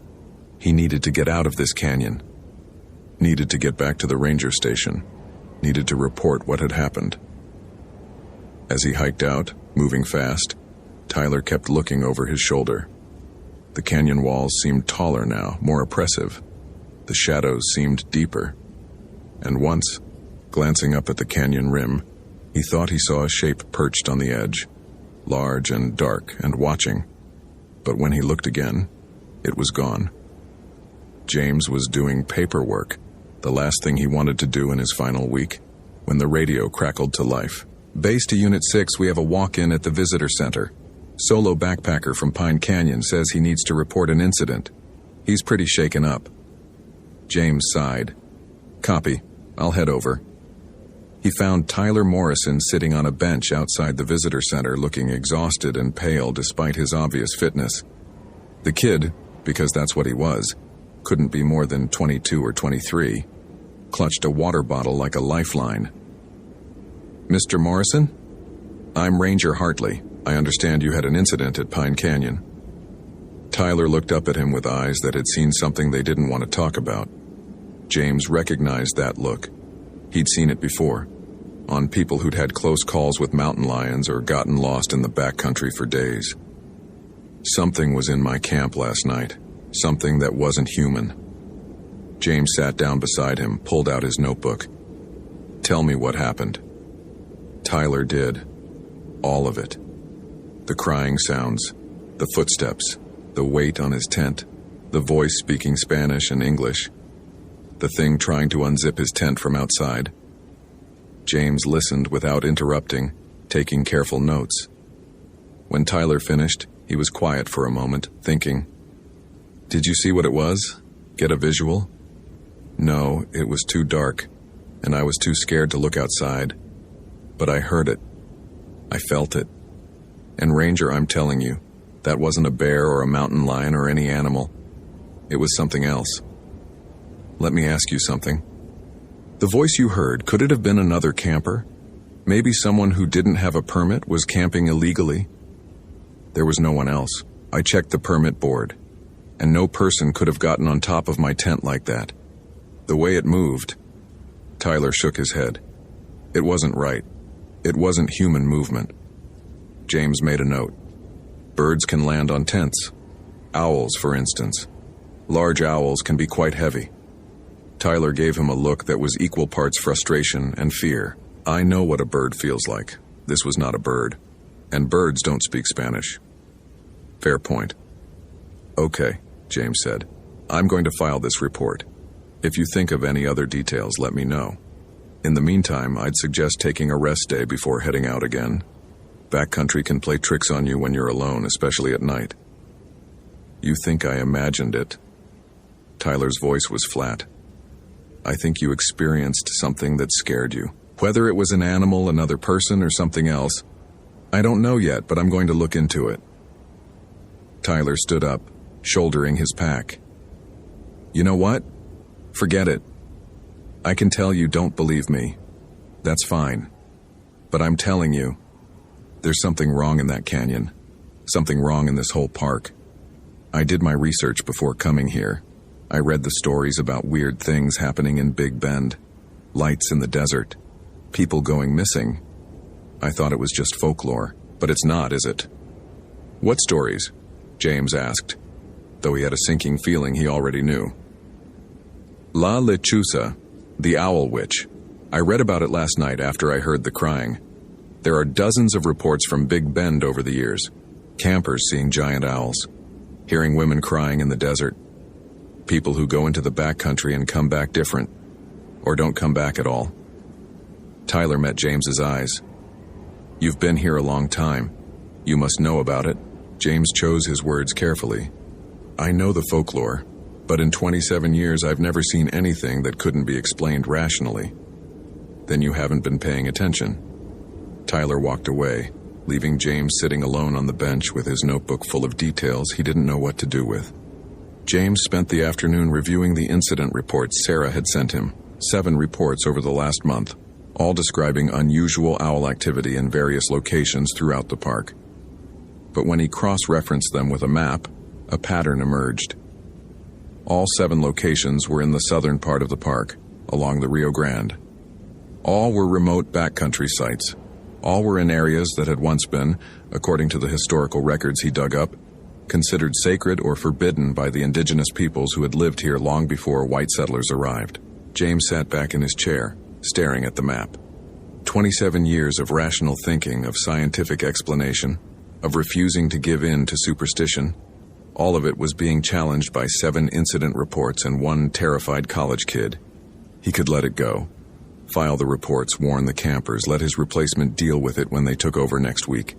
He could retire with his worldview intact, his rational universe undisturbed. Or he could do the one thing he'd avoided for his entire career. He could take the folklore seriously. James pulled up Google again and started researching in earnest. The Lechuza legend went back centuries in Mexican and Tejano folklore. The details varied by region, but certain elements remained consistent. Lechuzas were witches who transformed into giant owls, usually as punishment for practicing dark magic or making deals with evil spirits. They hunted at night, often targeting those who had wronged them or their families. They could speak human languages and mimic human voices. They fed on fear and sometimes on human flesh or organs. They were associated with death, curses, and vengeful justice. Traditional protections included salt, religious symbols, specific prayers, and refusing to acknowledge them when they called your name. According to some sources, Lechuzas couldn't cross running water and were repelled by certain herbs, particularly ruta or rue. James kept reading, going deeper into academic folklore studies, anthropological reports, historical accounts from early Spanish missionaries. The more he read, the more uncomfortable he became. Because what he was reading matched what people were reporting. Not vaguely, not coincidentally, exactly. The crying sounds, the Spanish and English speech, the stalking behavior, the violation of shelter, the association with specific territories and places of power. James closed his laptop and rubbed his eyes. This was insane. He was a scientist. He had a degree in wildlife biology. He believed in evidence and data and rational explanation. But he also believed in patterns, and this was a pattern he couldn't ignore. His phone rang. The visitor center. Hartley. James, it's Sarah. We just got another call. Campers at Ernst Tenaya. They're requesting immediate ranger assistance. Said there's an owl attacking their campsite. James grabbed his keys. Tell them to get inside their vehicle if they have one, seal themselves in. I'm on my way. Ernst Tenaya was 45 minutes away on rough roads. James made it in 30, driving faster than he should have. The sun was just setting, the desert taking on that golden quality that photographers loved. In an hour, it would be full dark. He found the campers, a couple in their 60s in a well-equipped RV, standing outside their vehicle, looking shaken but unharmed. "Thank God you're here," the woman said. "That thing, it was trying to get inside the RV. We could hear it on the roof, scratching at the vent." "Are you injured?" "No, but Ranger, this isn't normal owl behavior. We've been RVing for 20 years. We know wildlife. That thing..." She trailed off. "Show me where you last saw it." They led him around to the far side of the RV. In the dust, illuminated by James's flashlight, were tracks. Bird tracks, talons and drag marks from tail feathers. But the size was wrong. Each talon print was easily 4 inches long, the spread of the foot nearly 8 inches across. No owl in North America had feet that large. James photographed the tracks with his phone, measured them, took notes. The couple watched him nervously. "What do we do?"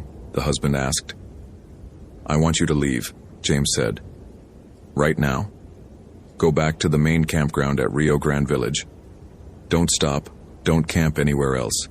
When you get there, talk to the ranger on duty. File a formal incident report." "What about you?" "I'm going to stay here. Set up some camera traps. Try to document what's happening." The woman touched his arm. Ranger, my abuela, my grandmother, she was from Coahuila, just across the border. She used to tell stories about lechuzas. She said they were real. Said her own sister was taken by one when she was a girl. James looked at her. What else did she say? She said you can't fight them with guns or weapons. They're not animals. They're something else. Something that used to be human but traded their soul for power. And she said... The woman's voice dropped to a whisper. She said they're always hungry, always angry, and they never forget a wrong. James waited until the RV disappeared down the road before setting up his equipment. He had 3 trail cameras, motion-activated, infrared. He positioned them in a triangle around the campsite, angles overlapping to ensure coverage. Then he built a fire in the stone ring and settled in to wait. The desert night came on fast, temperature dropping 20 degrees in as many minutes. James sat close to the fire, watching the darkness beyond the circle of light. Above him, stars emerged in their thousands. The Milky Way sprawled across the sky like a scar. This was stupid. He should have left with the RV couple. Should have reported the incident and let search and rescue or wildlife services handle it. Should have spent his last week doing paperwork and avoiding anything that might delay his retirement. But he was here now. Might as well see it through. Around 10 p.m. the crying started. It came from the direction of the tinajas, the water holes that gave this place its name. A long, mournful wail that echoed off the canyon walls. James's skin prickled. It sounded exactly like a woman in distress. He stood up, adding more wood to the fire. The crying came again, closer now. He could hear the echo shifting, changing position. Whatever was making the sound was circling the camp. James reached for his sidearm, a Glock 22, .40 caliber standard Park Service issue. He'd fired it exactly twice in 27 years, both times at rattlesnakes that had gotten too close to visitor areas. He told himself it was just for comfort, that whatever was out there wouldn't require a gun.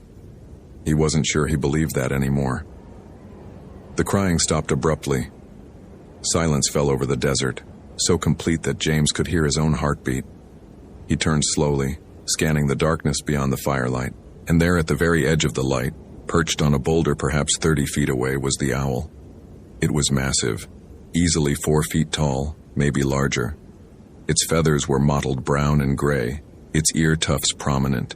Its talons gripped the rock, each toe as long as James's fingers, and its eyes reflected the firelight with an intelligence that was absolutely, terrifyingly, not animal.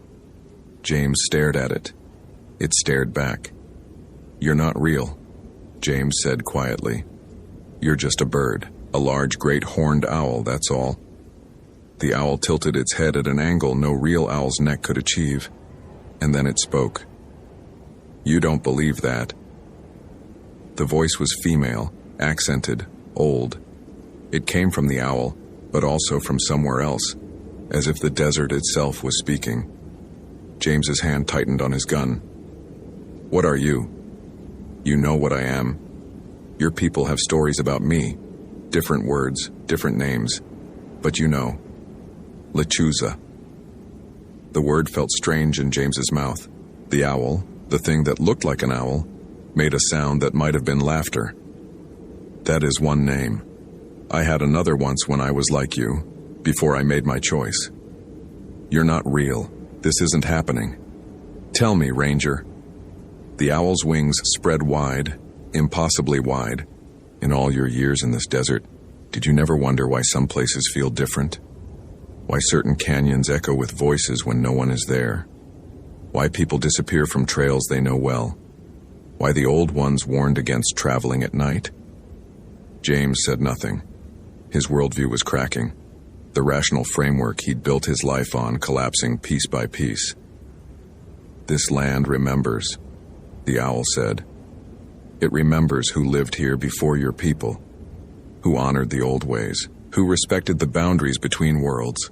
Your kind comes here now thinking this is a park, thinking nature is something to be managed and controlled and commodified. But you're wrong. This place has never been tame, and it never will be." The people you're terrorizing, they haven't done anything wrong. They have permits. They're following the rules. Your rules, not mine, not the rules that were here first. The owl's eyes gleamed. But I am not unreasonable. I offer you a choice. 7 days you have left, yes? 7 days until you leave this place. Go now. Tonight. Do not come back. And I will leave your people alone until you are gone. And if I don't, then I will hunt. And this time, I will not simply watch and warn. I will feed. James raised his gun, aimed it at the owl. His hand was steady despite the fear coursing through him. 27 years of professionalism, of protocol, of keeping people safe. He couldn't walk away. I won't let you hurt anyone. The owl's laughter was like wind through bones. You think your weapon can harm me? You think bullets touch what I am? I think you've gone to a lot of trouble to threaten me instead of just killing me. Which means you're not as powerful as you want me to believe. The owl's eyes narrowed. For a moment, James thought he'd gone too far. Thought he'd pushed too hard and was about to find out exactly what a lechuza could do to someone who challenged it. But then the owl spoke again, and there was something almost like respect in its voice. You are braver than most. Or more foolish. Perhaps both. It shifted on the rock, wings folding. Very well. You want to protect your people? Then do so. But know this. I will test you. I will come for them one by one, until you understand that this is not your land to protect. Until you understand that some territories belong to older powers. Bring it on, James said, though his voice shook slightly. The owl laughed once more, a sound like shattering glass, and launched into the air. Its wings made no sound. It flew directly over James's head, close enough that he could feel the displacement of air, and vanished into the darkness. James stood alone by the fire, gun still raised, breathing hard. His entire body was shaking now, adrenaline crash hitting all at once. He'd just had a conversation with something that shouldn't exist, something that defied everything he knew about biology and reality, and it had declared war on him. James lowered his gun and sat heavily on the ground. He had 7 days until retirement, 7 days to figure out how to stop something that might not be stoppable. 7 days to save people from a threat he'd spent his entire career refusing to believe in. He looked up at the stars. The same stars that had looked down on this desert for millennia before parks and permits and people who thought they could control nature. Well, James said to the empty darkness, this is going to be an interesting week. The next morning, James drove back to the station with 3 trail cameras full of footage. He locked himself in the office and reviewed every frame. The cameras had recorded the entire encounter. They'd captured the owl landing on the rock. They'd captured it spreading its wings. They'd captured it taking flight. But they hadn't captured it speaking. On the footage, there was only silence where James clearly remembered hearing a voice. And when he looked closely at the frames where the owl sat on the rock, he could see something that made his blood run cold. Behind the owl's body, perfectly visible, was the boulder it sat on. As if the owl wasn't entirely solid. As if it existed partially in this world and partially in another. James downloaded the footage to a thumb drive and locked it in his desk drawer. He couldn't share this with anyone. They'd think he'd lost his mind. Hell, maybe he had. But he had work to do. He pulled up the park's reservation system and started making calls. Every backcountry permit for the next 7 days, every solo camper, every group, every site in the Southern District, he called them all. This is Ranger Hartley from Big Bend. I'm calling about your backcountry permit. We've had several reports of unusual wildlife activity in your area. For your safety, I'm going to suggest you either cancel your trip or relocate to a different area of the park. Some people listened. Some people thought he was overreacting. One guy accused him of trying to keep the good campsites for himself. But by the end of the day, James had managed to clear most of the backcountry sites in the Southern District. It wasn't perfect, a few permits he couldn't reach, a couple who refused to change their plans, but it was better than nothing. Sarah poked her head into his office around 5 p.m. Hey, James, People are starting to talk. Words getting around that you're discouraging people from camping in half the park. The superintendent's office called. They want to know what's going on. James rubbed his face. Tell them we have a potential wildlife hazard under investigation. I'm being cautious. James, come on. What's really happening? He looked at her. Young, smart, genuinely concerned. She deserved honesty, but what could he say that wouldn't sound insane? There's something in the backcountry, he said carefully. Something dangerous. I don't know exactly what it is yet, but I know it's targeting campers. And I know we need to keep people out of certain areas until I figure out how to deal with it. Sarah studied him. You look like you haven't slept. I haven't. James, if there's something dangerous out there, we should close those areas officially. Get wildlife services involved. Do this properly. And tell them what? That there's a witch that turns into a giant owl terrorizing campers? James's laugh was bitter. They'd think I'd gone senile. No, I handle this my way. Your way? James, you retire in 6 days. Why are you doing this? Because it's my job. Because people are counting on me to keep them safe. And because... He paused. Because for 27 years I've told myself that everything has a rational explanation. That there's no such thing as the supernatural. That the old stories are just stories. And I need to know if I've been wrong this whole time. Sarah was quiet for a moment. Then... Do you need help? No. But thank you. She left, and James sat alone in his office as the sun set outside. He had 6 days left. 6 days to stop something he didn't understand with resources he didn't have. He thought about the Lechuza's words. This land remembers. Maybe it was time James started remembering too. Started paying attention to the stories he'd dismissed. Started listening to the warnings he'd ignored. He pulled out his phone and called someone he hadn't spoken to in 5 years. Tom Bearcloud, the Ojibwe elder who'd told him about spirits in the forest. Tom had retired to a small house in Alpine, an hour north of the park. The phone rang 4 times before Tom answered. Hartley? That you? Yeah, Tom, it's me. Listen, I need your help. I need to know everything you know about Lechuzas. A long pause. Then, what happened? I think I just declared war on one. Another pause. Then quietly, you damn fool. I'll be there in 2 hours. Put coffee on. Tom Bearcloud arrived at the station at 10 p.m., carrying a leather satchel and looking older than James remembered. They sat in the office with the lights dim, and James told him everything.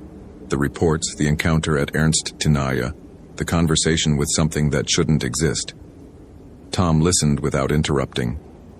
When James finished, the old man was quiet for a long time. You know what you're asking for? Tom finally said.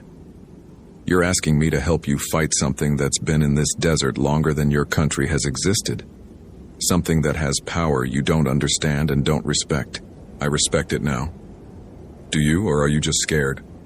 James thought about that. Both. Tom nodded slowly.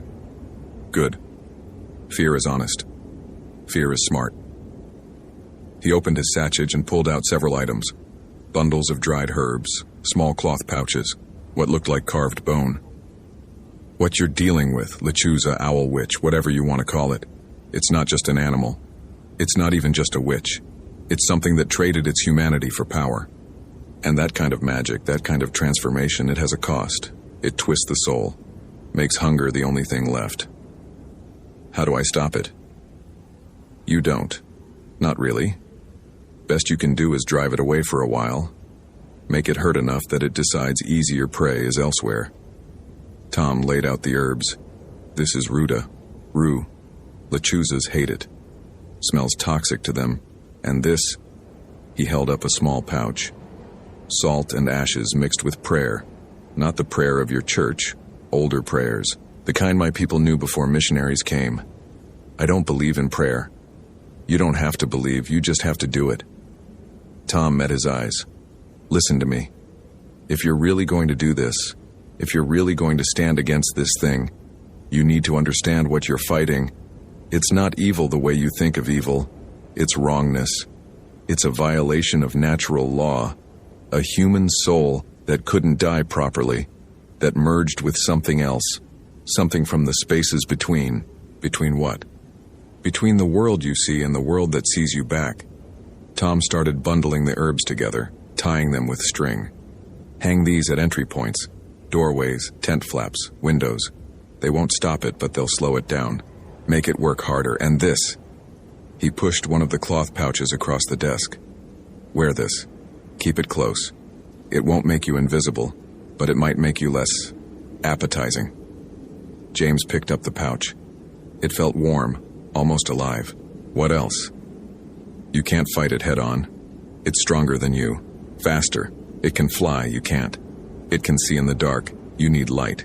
You need to be smart. Use what it wants against it. What does it want? Territory, respect, recognition. Tom leaned forward. It told you this land has rules older than your rules.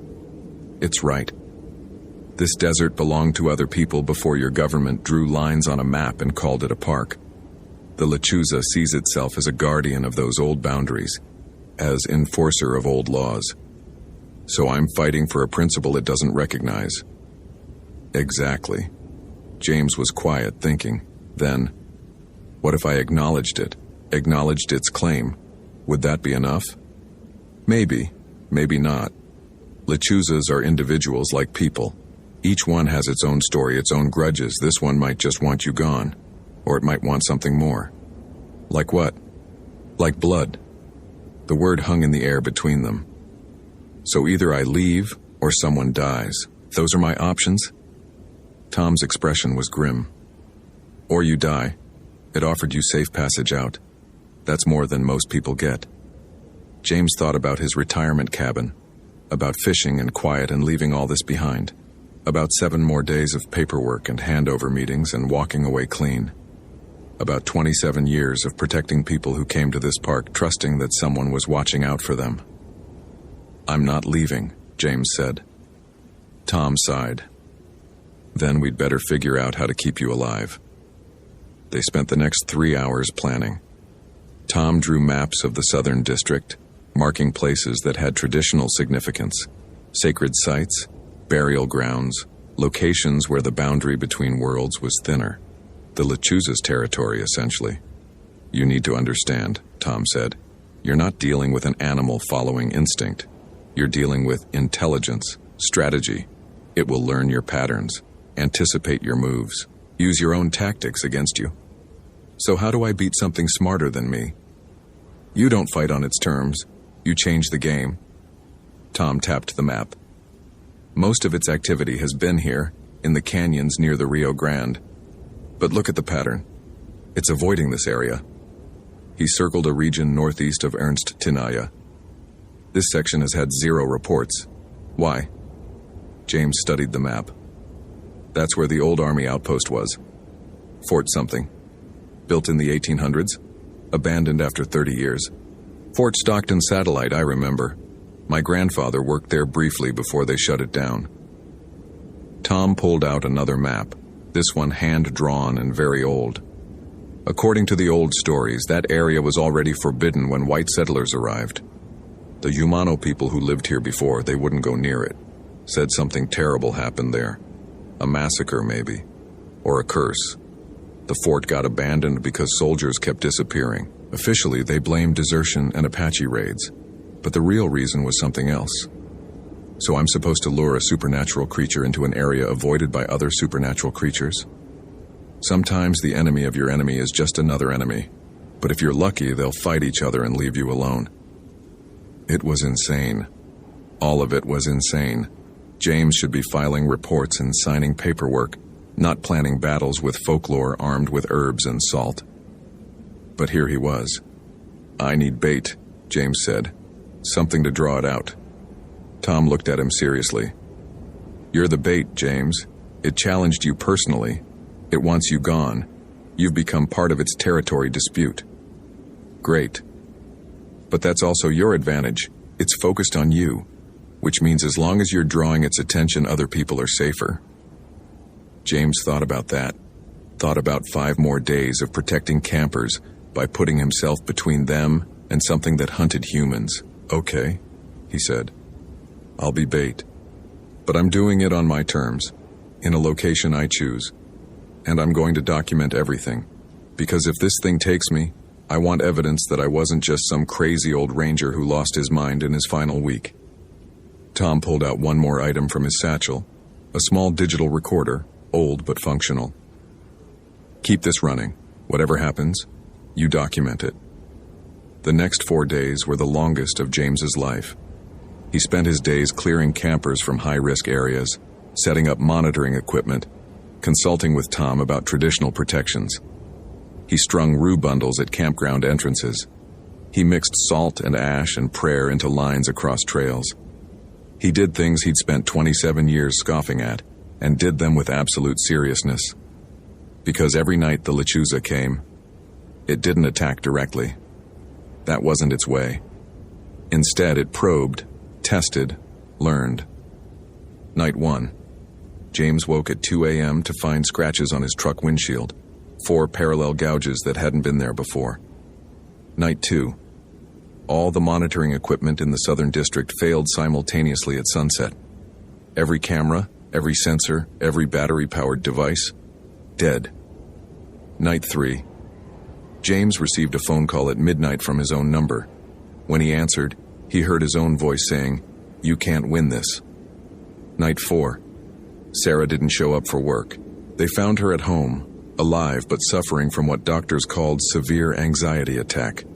She said an owl had sat on her bedroom window all night, tapping the glass, whispering her name. The Lechuza was making it personal, showing James what it could do, demonstrating its power. And James was running out of time. On the 5th day, 2 days before his retirement, James made his decision. He was going to the old fort. He'd spend the night there, alone, and force a confrontation. Either he'd find a way to drive the Lechuza off or, well, better him than some unsuspecting camper. Tom tried to talk him out of it. "James, you don't know what's in that place. Could be worse than the Lechuza. Or it could be nothing. Could be just an abandoned fort with some bad history and local superstition. You believe that?" "No, but I'm doing it anyway." James spent the day preparing. He loaded his truck with equipment, flashlights, flares, the trail cameras that still worked, Tom's bundles of herbs, salt, water, the recorder. He wrote a letter to Sarah explaining where he'd gone and what he was doing. He sealed it in an envelope with instructions to open only if he didn't return by dawn. He left the station at sunset. The drive to the fort took 90 minutes on rough roads that barely qualified as roads anymore. James followed coordinates and map references, winding deeper into the backcountry until the truck could go no further. He got out and hiked the last mile on foot. The fort appeared in his flashlight beam like a ghost. Crumbling adobe walls, empty window frames, a collapsed roof open to the sky. Graffiti covered some walls. Modern visitors who'd found the place and left their marks. But underneath the spray paint, James could see older marks, symbols carved into the adobe. Warnings, maybe, or prayers. The air around the fort felt wrong. Thick, heavy, like pressure building before a storm. James set up his equipment in what had been the main building. He arranged the rue bundles at every opening, drew a circle of salt and ash around his position, set the cameras recording, started the audio recorder. Then he built a fire in the center of the circle and waited. The sun set. The desert cooled. Stars emerged in their thousands. And right on schedule, at full dark, the crying began. It came from all directions at once. That mournful, terrible sound that was almost human but not quite. James stayed inside his circle, feeding the fire, waiting. An hour passed. 2. The crying continued, sometimes close, sometimes distant, sometimes seeming to come from inside the ruined walls themselves. And then, at midnight exactly, it stopped. Silence fell. Absolute. No wind, no insects, no sound at all. James stood up, heart hammering. He could feel it watching him. could feel the weight of its attention like pressure on his skin. "I'm here," he called out. "This is what you wanted, isn't it? Me, alone, in your territory. So come on, let's finish this." For a long moment, nothing happened. Then, from the darkness beyond the firelight, a voice. "You brought me to this place, why?" "You know why. Because this place is older than you. And maybe it's stronger." Laughter echoed off the adobe walls. "You think these ruins frighten me? I was flying these skies when this fort was built. I was here when it fell. Then why won't you cross the threshold?" Silence. James had hit something. The lechuza was staying outside the walls, circling, but not entering. "This place belongs to older things than me," the voice admitted. "Things that have no love for the living, things that feed on death and regret, and the weight of terrible deeds." "Then we're both trapped," James said. "You can't come in. I won't go out. Stalemate." "I am patient. You will have to leave eventually. And when you do..." Actually, I had a different idea. James pulled out his phone. No signal, but the voice recording app still worked. He'd prepared a statement, and now he played it. "This is Ranger James Hartley, Big Bend National Park. I am formally acknowledging that the lands comprising the southern district of this park, from Ernst Tinaja to the Rio Grande, constitutes territory claimed by entities predating federal designation. I acknowledge the presence and rights of these entities. I acknowledge that human access to these areas should be restricted and regulated according to traditional boundaries. I propose a formal agreement. These areas will be closed to overnight camping during new moon periods from sunset to sunrise. In exchange, I ask for safe passage for all visitors during daylight hours and on nights when the moon is visible. Do you accept these terms?" Silence. Then carefully, "You speak for your people?" "I speak for this park. For 5 more days anyway. After that, someone else will be in charge. But I'll make sure they know. I'll make sure the restrictions stay in place. And if they ignore you? If they open these lands despite your warnings? Then that's between you and them. But I've done what I can." More silence. James could feel something shifting, the pressure in the air changing. The lechuza was considering. Finally, "You are not like the others. You came here not believing. You would have died refusing to see. But you learned. You listened. You changed." A pause. "Very well. I accept your terms. The new moon will be mine. The rest of the month I will hunt elsewhere. And the people you've already scared? They'll be left alone? They will remember me, but I will not return for them." The voice softened slightly. "You were brave, Ranger. Foolish, but brave. Few would have stood against me. Fewer still would have sought to understand rather than destroy. I'm a ranger. It's my job to protect both the people and the park. That includes respecting what the park really is." "What it really is," the voice repeated thoughtfully. "Yes, your people never understood that. But perhaps you do now." James felt the presence withdrawing, the pressure lifting.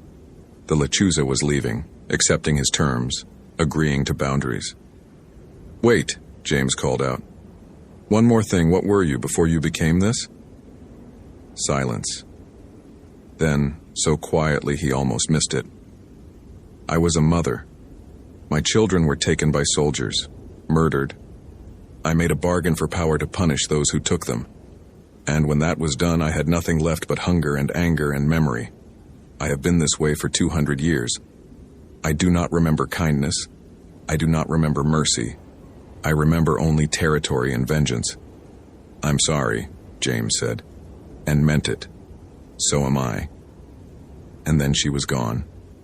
James felt it clearly, the moment when the lechuza's attention withdrew completely, leaving him alone in the ruins with just the fire and the stars. He stood there for a long time, breathing hard, unable to quite believe he'd survived, that he'd negotiated with a creature from folklore and lived. Eventually he sat down, fed the fire, and waited for dawn. James Hartley retired on schedule 2 days later. His replacement was a young ranger named Martinez, fresh out of training, eager to prove himself. James spent those final 2 days briefing him extensively on the Southern District restrictions. New moon closures, James emphasized. Non-negotiable. I don't care if people complain or if it seems superstitious. Those areas stay closed from sunset to sunrise during new moon periods. Can I ask why? James thought about how to answer that. He could tell the truth, that there was something in those canyons that hunted humans, something that had negotiated territory rights with a retiring ranger. But that would sound insane. Instead, he said, wildlife protection. There are species in those areas that are extremely sensitive to human disturbance during certain lunar cycles.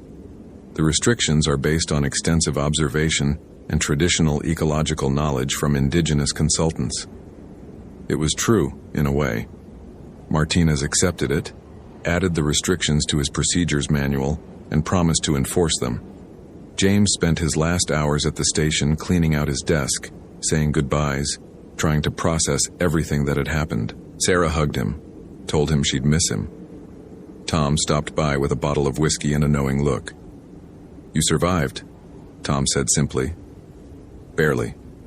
That counts. On his final evening, James drove back to Ernst Tinaya one last time. He sat by the fire ring where he'd first encountered the Lechutza, watching the sun set over the desert. He'd spent 27 years believing in rational explanations, in science over superstition, in manageable nature and documented phenomena. And in 1 week, all of that had been turned upside down. The world was bigger and stranger than he'd wanted to admit. There were things in the desert, in all wild places probably, that didn't fit into neat categories. Things that remembered when humans forgot. Things that had rules and territories and power that predated GPS coordinates and park boundaries. James had protected people from those things in the end, had negotiated a truce, had bought safety at the cost of his certainty about how reality worked. Was it worth it? He thought about Tyler Morrison, who'd survived his encounter and gone on to his Forest Service job. About the RV couple, who were alive because James had listened to their fear instead of dismissing it. About all the future visitors who would camp under restrictions they didn't understand, but which would keep them safe from things they'd never see. Yeah, it was worth it. As the last light faded, James thought he saw a shape on a distant ridge, large, winged, watching. He raised his hand in something that might have been a wave or a salute or an acknowledgement. The shape spread its wings and flew south toward the Rio Grande, disappearing into the gathering dark. James drove away from Big Bend that night and never returned. He bought his fishing cabin in East Texas like he'd planned. Spent his days on quiet lakes, catching crappie and catfish, reading books in the shade. But sometimes on nights when the moon was new and the darkness felt heavy, he'd sit on his porch and listen.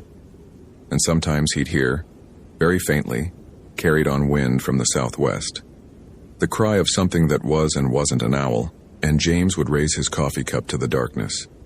A toast to boundaries respected, to territories acknowledged, to the understanding that some places in this world belong to older powers. And he'd remember the week he learned that being a ranger meant protecting people not just from the wilderness they could see, but from the wilderness that saw them back. The desert keeps its secrets. The night has its hunters, and somewhere in Big Bend, on moonless nights, something flies between the canyons. Something that remembers when it was human, and hungers for a world long gone. But it hunts according to rules now.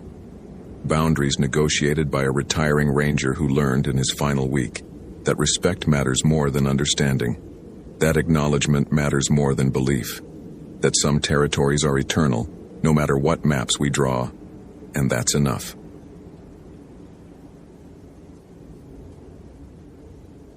Location: Lassen Volcanic National Park, California.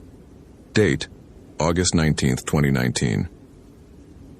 Day 87 alone in the tower, and Kyle had started talking to himself.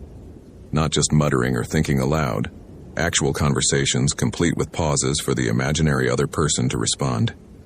He'd catch himself doing it and laugh, the sound sharp and strange in the enclosed space of the fire lookout cabin. 87 days of solitude at 8,500 feet elevation, surrounded by nothing but volcanic peaks and pine forest, stretching to every horizon. The human mind wasn't designed for this kind of isolation. It started inventing company. Kyle stood at the windows that formed all four walls of the lookout cabin. A 14 by 14-foot glass box perched atop a 40-foot tower like a lantern on a pole.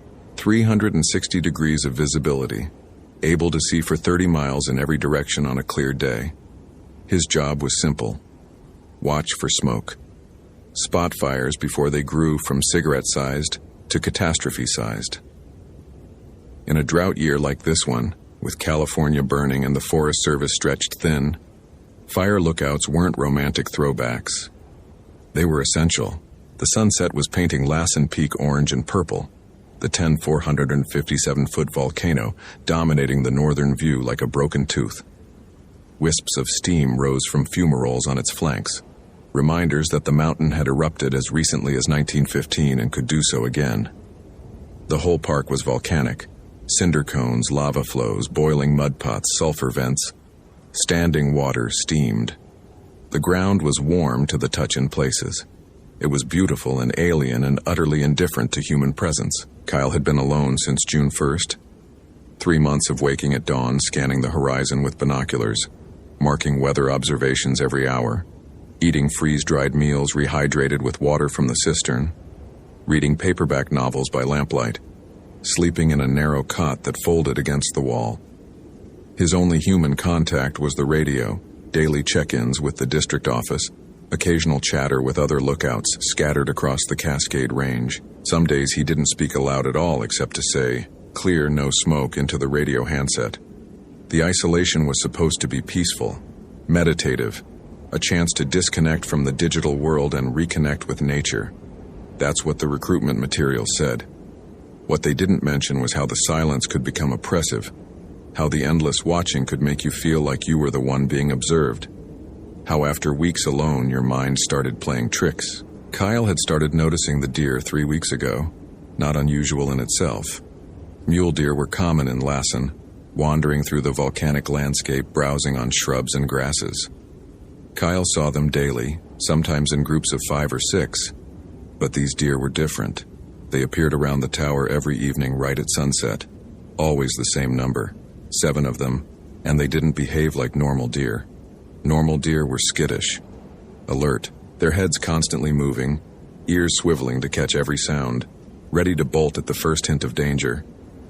These deer stood motionless for minutes at a time, staring up at the tower, not grazing, not moving, just standing and watching with a stillness that felt wrong, felt calculated. At first, Kyle had dismissed it as pattern recognition gone haywire, his brain inventing meaning in random animal behavior because he was desperate for anything interesting to break the monotony. But the pattern held. Every evening. 7 deer, arranged in a loose circle around the tower's base roughly 50 yards out, standing, watching, until full dark, when they'd melt back into the forest. Kyle raised his binoculars now, scanning the tree line as the light faded. There, movement among the pines. 1 deer stepped into the clearing, followed by another, then a third, 4, 5, 6, 7. They emerged from different directions but with an odd synchronization, as if responding to a signal Kyle couldn't perceive. He focused the binoculars on the nearest one, a large buck with an impressive rack of antlers. Through the magnification, he could see details. The texture of its coat, the darkness of its eyes, the way it stood completely still except for the occasional flick of its tail. And then it moved its head, turning to look directly at the tower, and Kyle's stomach tightened. The movement was wrong. Not dramatically wrong, not grotesquely wrong, just off. The head rotated too smoothly, too much like a mechanical gimbal and not enough like a living animal's natural motion. And when the deer shifted its weight, its front legs bent in a way that made Kyle's hindbrain scream wrongness. The joints seemed to have too many angles, the hooves planted at a slightly incorrect angle to the ground. Kyle lowered the binoculars and rubbed his eyes. 87 days alone, his brain was making up problems where none existed. These were just deer. Ordinary mule deer doing ordinary deer things. The odd behavior was his own perception, warping under the weight of solitude. He turned away from the windows and busied himself with evening tasks, marking the day's weather observations in his logbook, checking the propane level for the camp stove, organizing his meager food supplies, enough for another 2 weeks before his next resupply, when a ranger would hike up the trail with fresh provisions. Kyle heated water for coffee, more out of routine than any desire to drink it. The coffee was terrible. Instant powder that tasted like burned cardboard. But it was warm and familiar and gave his hand something to do. The radio crackled. "All stations, this is Central Dispatch, evening check-in." Kyle grabbed the handset. "Prospect Peak Lookout, this is Kyle Mercer checking in. Clear skies, no smoke, winds calm, all good here." "Copy, Prospect Peak. Forecast shows high pressure holding for the next 72 hours. Stay alert. Humidity's dropping below 15%. Any spark could go big." "Roger that, staying vigilant." "How you holding up out there, Kyle? You're coming up on 3 months solo." Kyle glanced at the windows, at the darkening forest beyond. The deer were still there, 7 silhouettes in the gathering gloom. "I'm good. Quiet. Peaceful. Living the dream." "Well, only 2 more weeks until rotation. Hang in there. Central out." Kyle set down the handset and poured his coffee. 2 more weeks. 14 days. 336 hours. He could do that. He'd already done 87 days. What was 14 more? He carried the coffee to the north-facing window and looked out at Lassen Peak, now just a dark shape against the last purple glow of sunset. And there, in his peripheral vision, movement. One of the deer had stepped closer. Not by much. Maybe 10 yards, but definitely closer than where it had been. Kyle turned his head slowly to look directly at it. The deer stood motionless, its head angled up toward the tower. In the dim light, its eyes caught the glow from Kyle's lamp and reflected back yellow-green, like a cat's eyes. Deer eyes didn't do that. Deer eyes reflected white or amber, not that peculiar greenish glow. "You're losing it," Kyle muttered to himself. "It's just the angle of the light, just normal deer eyes." But even as he said it, he didn't quite believe it. He watched for another hour as full darkness settled over the mountain. The deer didn't move except for occasional small shifts in position, and each shift brought them incrementally closer. Not obviously closer, not rushing the tower closer, just a slow, patient contraction of the circle. By the time Kyle could no longer see them in the darkness, just vague shapes among trees, they'd closed the distance from 50 yards to maybe 30. Kyle pulled the curtains across the windows. Thin fabric that wouldn't stop anyone from seeing in if they tried, but at least created the psychological comfort of a barrier. He folded down his cot and lay on it fully clothed, staring at the ceiling. Sleep didn't come easily at the best of times up here. The altitude, the isolation, the endless quiet, broken only by wind and the occasional owl. Tonight it was worse. Every small sound made him tense. A gust of wind rattling the guy wires that stabilized the tower. A branch scraping against the metal support legs. Something that might have been footsteps on gravel but was probably just his imagination. Somewhere around midnight he finally drifted into uneasy sleep and woke to the sound of something walking around the tower. Kyle sat up instantly, heart hammering. Moonlight filtered through the curtains, providing just enough illumination to see the cabin's interior. He checked his watch. 3:47 a.m. Outside, the footsteps continued, a slow, deliberate circuit of the tower's base. Not human footsteps. The rhythm was wrong for bipedal movement. 4 feet, definitely 4 feet, but the gait wasn't right.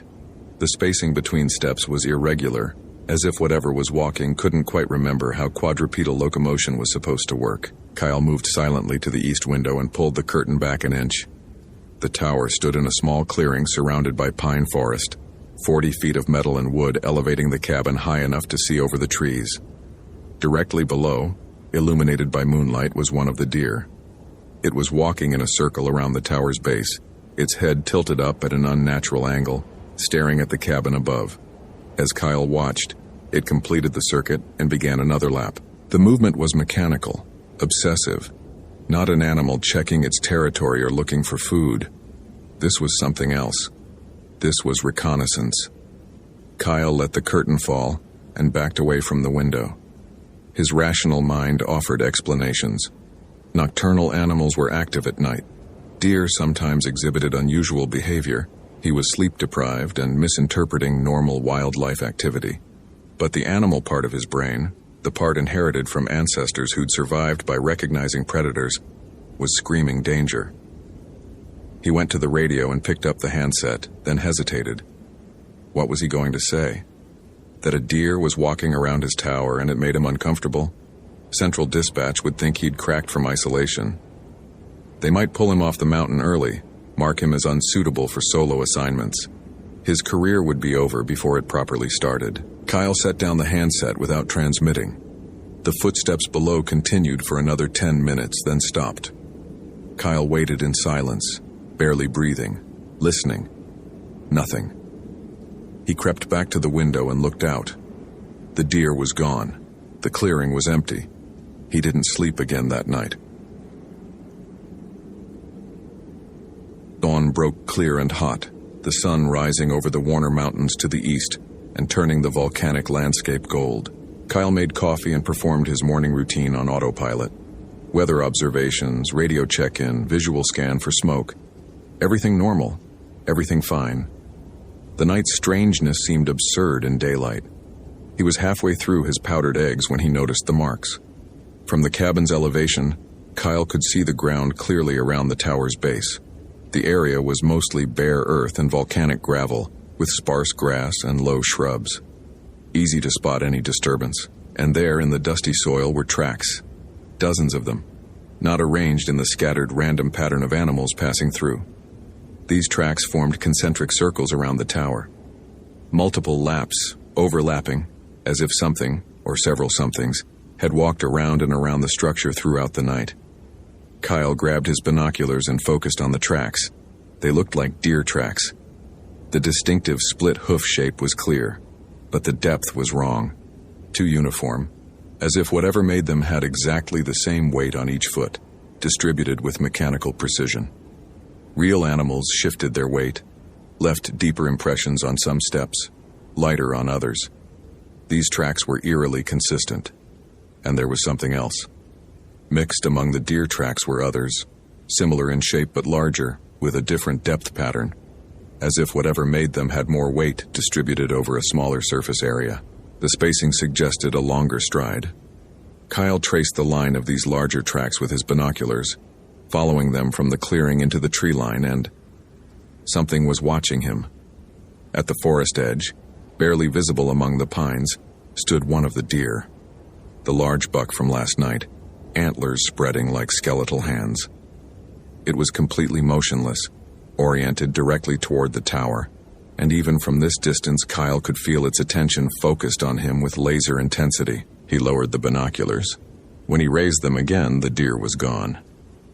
Kyle spent the day trying to distract himself with work.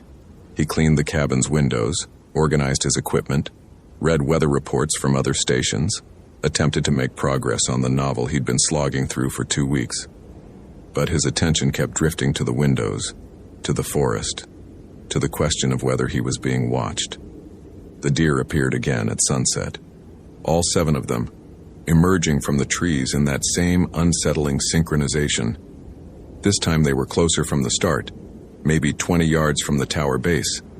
They arranged themselves in a loose circle, evenly spaced, and stood watching the cabin. Watching Kyle. He tried to photograph them with his digital camera, thinking he'd have evidence, something to show people. But every photo came out wrong. The deer appeared as blurs or strange light artifacts or not at all, even when he could see them clearly with his naked eyes. He checked the camera settings. Everything was correct. It should be working. But the images were unusable, corrupted, as if something about these animals refused to be captured digitally. Kyle set down the camera and simply watched. The deer didn't move for over an hour. Then, as if responding to an unheard signal, They all took one step closer, perfectly synchronized. Then another step. The movements were too coordinated to be natural animal behavior. This was a group acting with unified purpose and intelligence. "What do you want?" Kyle said aloud, his voice sounding small and strange in the enclosed cabin. As if in response, the largest buck, the one Kyle had started thinking of as the Watcher, turned its head and fixed him with direct eye contact. Held the gaze, didn't blink. The message was clear even if Kyle didn't want to acknowledge it. "We know you're in there. We know you're alone. We're waiting." Kyle pulled all the curtains closed and turned off the lamp, sitting in darkness. He could hear them now, the soft scrape of hooves on gravel as they moved closer, the rustle of movement circling the tower. Testing, probing, looking for weakness. The radio crackled. "Prospect Peak. This is Central. Just checking in. We noticed your evening weather report was late." Kyle fumbled for the handset in the darkness. "Sorry, Central, got distracted. Everything's fine here. Clear skies, no smoke." "You sound stressed, Kyle. Everything okay?" Was it? Were 7 deer exhibiting strange behavior enough to report as an emergency? Would anyone believe him? "Just tired," Kyle said. "Long day." "Copy that. Get some rest. Central out." Kyle sat in the dark cabin, listening to the sounds below. Circling. Always circling. He thought about the isolation protocols drilled into every fire lookout during training. You're alone for extended periods.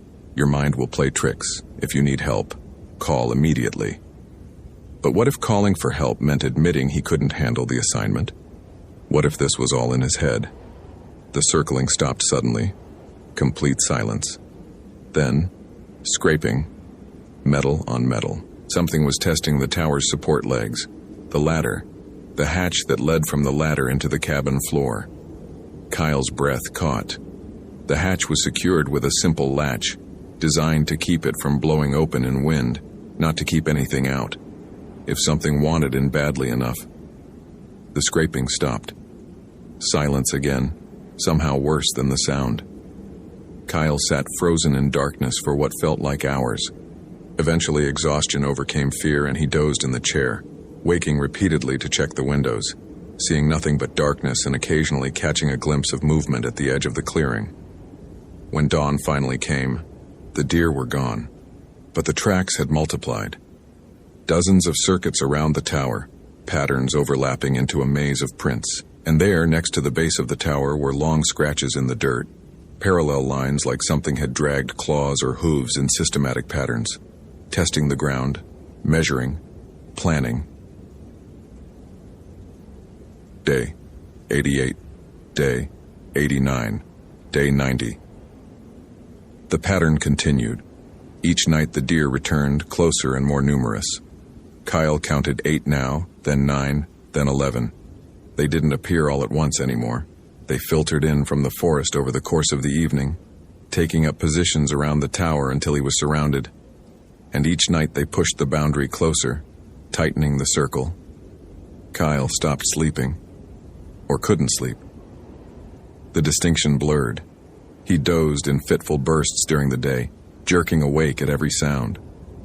At night, he sat at the windows with binoculars and his emergency spotlight, watching the deer watch him. Sometimes one would break from the circle and approach the tower base, sniffing at the support legs, nosing at the ladder. Then it would retreat, and another would take its place, as if they were taking turns investigating, gathering information. The scratches on the ground grew more elaborate. Not random marks now, patterns, circles and lines radiating from the tower like a diagram. Kyle tried to photograph them during the day, but again the images wouldn't capture properly. The marks appeared as light anomalies or blank spaces, as if something in their nature resisted documentation. He called Central Dispatch less frequently, keeping his reports brief and professional. Any hint of paranoia or fear would mean immediate extraction, psychological evaluation, end of assignment. He couldn't let that happen. Not yet. He needed to understand what was happening first. Needed proof. On day 92, Kyle found the remains. He'd descended the tower for the first time in days. A A dangerous decision, but he'd run out of water and the cistern was at ground level. The ladder descent felt endless, every step taking him closer to the circle's edge, closer to where they gathered each night. He carried his spotlight and a can of bear spray even though he knew neither would help if they were waiting. They weren't. The clearing was empty in the harsh afternoon sunlight. Kyle filled his water jugs quickly, trying not to look at the elaborate scratch patterns in the dirt. But something caught his eye at the forest edge, a shape that didn't belong. He approached cautiously. It was a deer, a normal deer, or what remained of one. The carcass was days old, torn apart by scavengers, but the head was intact, and Kyle could see immediately the difference. This deer's skull structure was normal. Its eye sockets were properly aligned. Its jaw articulated correctly. It was, in every way, an actual deer. Unlike the things that visited his tower at night. Kyle stumbled back to the ladder and climbed frantically, hands shaking. Once inside the cabin, he locked the floor hatch. A futile gesture. The latch was flimsy, and sat with his back against the wall. His mind raced through implications he didn't want to accept. Those things weren't deer. They wore the shape of deer the way Kyle wore his ranger uniform. As a disguise, a costume that almost worked but couldn't quite hide what was underneath. The radio crackled. Not a call-in, just static. But underneath the static, something else. A sound like breathing. Or like many things, breathing in unison. Kyle grabbed the handset. "Central, this is Prospect Peak. Do you copy?" The breathing continued, overlaid with what might have been voices whispering in harmony. Not words. Just sound shaped like communication. "Central, respond." Kyle's voice cracked. "I need extraction. There's something wrong here. I need immediate extraction." The static cleared. Central Dispatch's voice came through normal and professional. "Prospect Peak, we didn't copy your last transmission. Please repeat. I need extraction. Now, there's..." Kyle stopped. How could he explain? "There's a situation here. I'm not safe. Are you injured? Is there a medical emergency?" "No, but..." "We're showing no weather alerts, no fire activity in your sector. Can you clarify the nature of the emergency?" Kyle looked out the window. The deer were emerging early today, the sun not even touching the horizon yet. 12 of them. No, 14. They arranged themselves in the now familiar circle, but tighter, closer. Maybe 15 yards from the tower base. Close enough that Kyle could see details even without binoculars, could see how their legs bent at joints that didn't match the underlying bone structure, how their eyes didn't blink often enough, how their mouths hung slightly open in expressions no real animal would make. "There are animals surrounding my position," Kyle said carefully. "They're behaving in a threatening manner. I don't feel safe." A long pause. Then, "Kyle, are we talking about deer? You're reporting deer as a threat?" "They're not..." He caught himself. "They're exhibiting unusual behavior. I believe I'm at risk." Another pause. Longer this time. Kyle could imagine the conversation at Central. The lookouts cracking. 3 months solo was too much. We need to pull him before he hurts himself. "Kyle, listen carefully. Your relief ranger is scheduled to arrive in 4 days as planned. We can potentially move that up by 1 day if absolutely necessary, but extracting you earlier would require helicopter support, and we have multiple active fires pulling resources. Unless you're reporting an immediate life-threatening emergency, the earliest we can get someone to you is 72 hours. Can you hold position for 72 hours? Kyle watched the deer. They'd begun moving. Not circling, not approaching, just swaying slightly in place. All of them, in perfect synchronization. A hypnotic, disturbing motion like kelp in a current. "Kyle, respond please. Can you hold for 3 days?" 3 days. 72 hours. Could he? The deer hadn't actually attacked. They'd done nothing but watch and circle and exist in his space. Maybe they were just animals with unusual behavior patterns. Maybe his isolation-addled brain had inflated the threat. Or maybe they were waiting for something, testing his defenses, learning his patterns the way he'd tried to learn theirs, preparing. I can hold, Kyle heard himself say. 3 days. I'll be fine. Good man. Stay alert. Stay safe. We'll get you down soon. Central out. Kyle set down the handset and returned to the window. The deer had stopped swaying. Now they stood motionless again, all facing the tower, and Kyle couldn't shake the feeling that they'd heard the radio transmission, that they understood he would be alone for 3 more days, that they knew. As the sun set, more emerged from the forest. Kyle counted 20, then 25. They filled the clearing now, arranged in concentric rings around the tower. The closest were 10 yards away. He could hear them breathing, a collective sound like wind through a cave, rhythmic and purposeful. Night fell, and Kyle turned off all lights, sitting in darkness. Below, the breathing continued. And then, around midnight, they began to hum. It wasn't a sound deer made. It wasn't a sound any animal made. It was a tone, low and resonant, seeming to come from the ground itself as much as from the creatures surrounding him. The frequency made Kyle's teeth ache and his vision blur. It vibrated through the tower's metal structure, turning the entire cabin into a tuning fork. The humming rose and fell in waves, modulated with what sounded like intelligence, like language. Kyle pressed his hands over his ears, but it didn't help. The sound was in his bones now, in his skull, making thought difficult. Then it stopped. In the sudden silence, Kyle heard a new sound. Scraping. Metal on metal. They were on the ladder.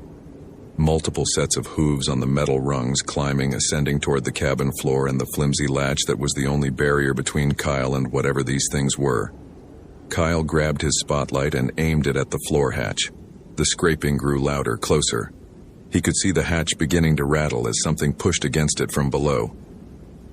"Stay back," Kyle shouted, his voice cracking. "I'm armed. Stay back." The rattling stopped. Silence for 5 seconds. 10. Then something slammed against the hatch from below. A tremendous impact that bent the metal and tore one of the latch's mounting screws free. Again. The metal shrieked.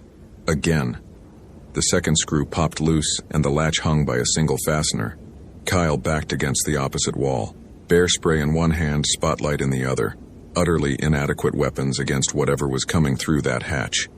One more impact would do it. One more and they'd be inside, and he had nowhere to run because he was 40 feet in the air in a glass box with no exit except down the ladder they controlled.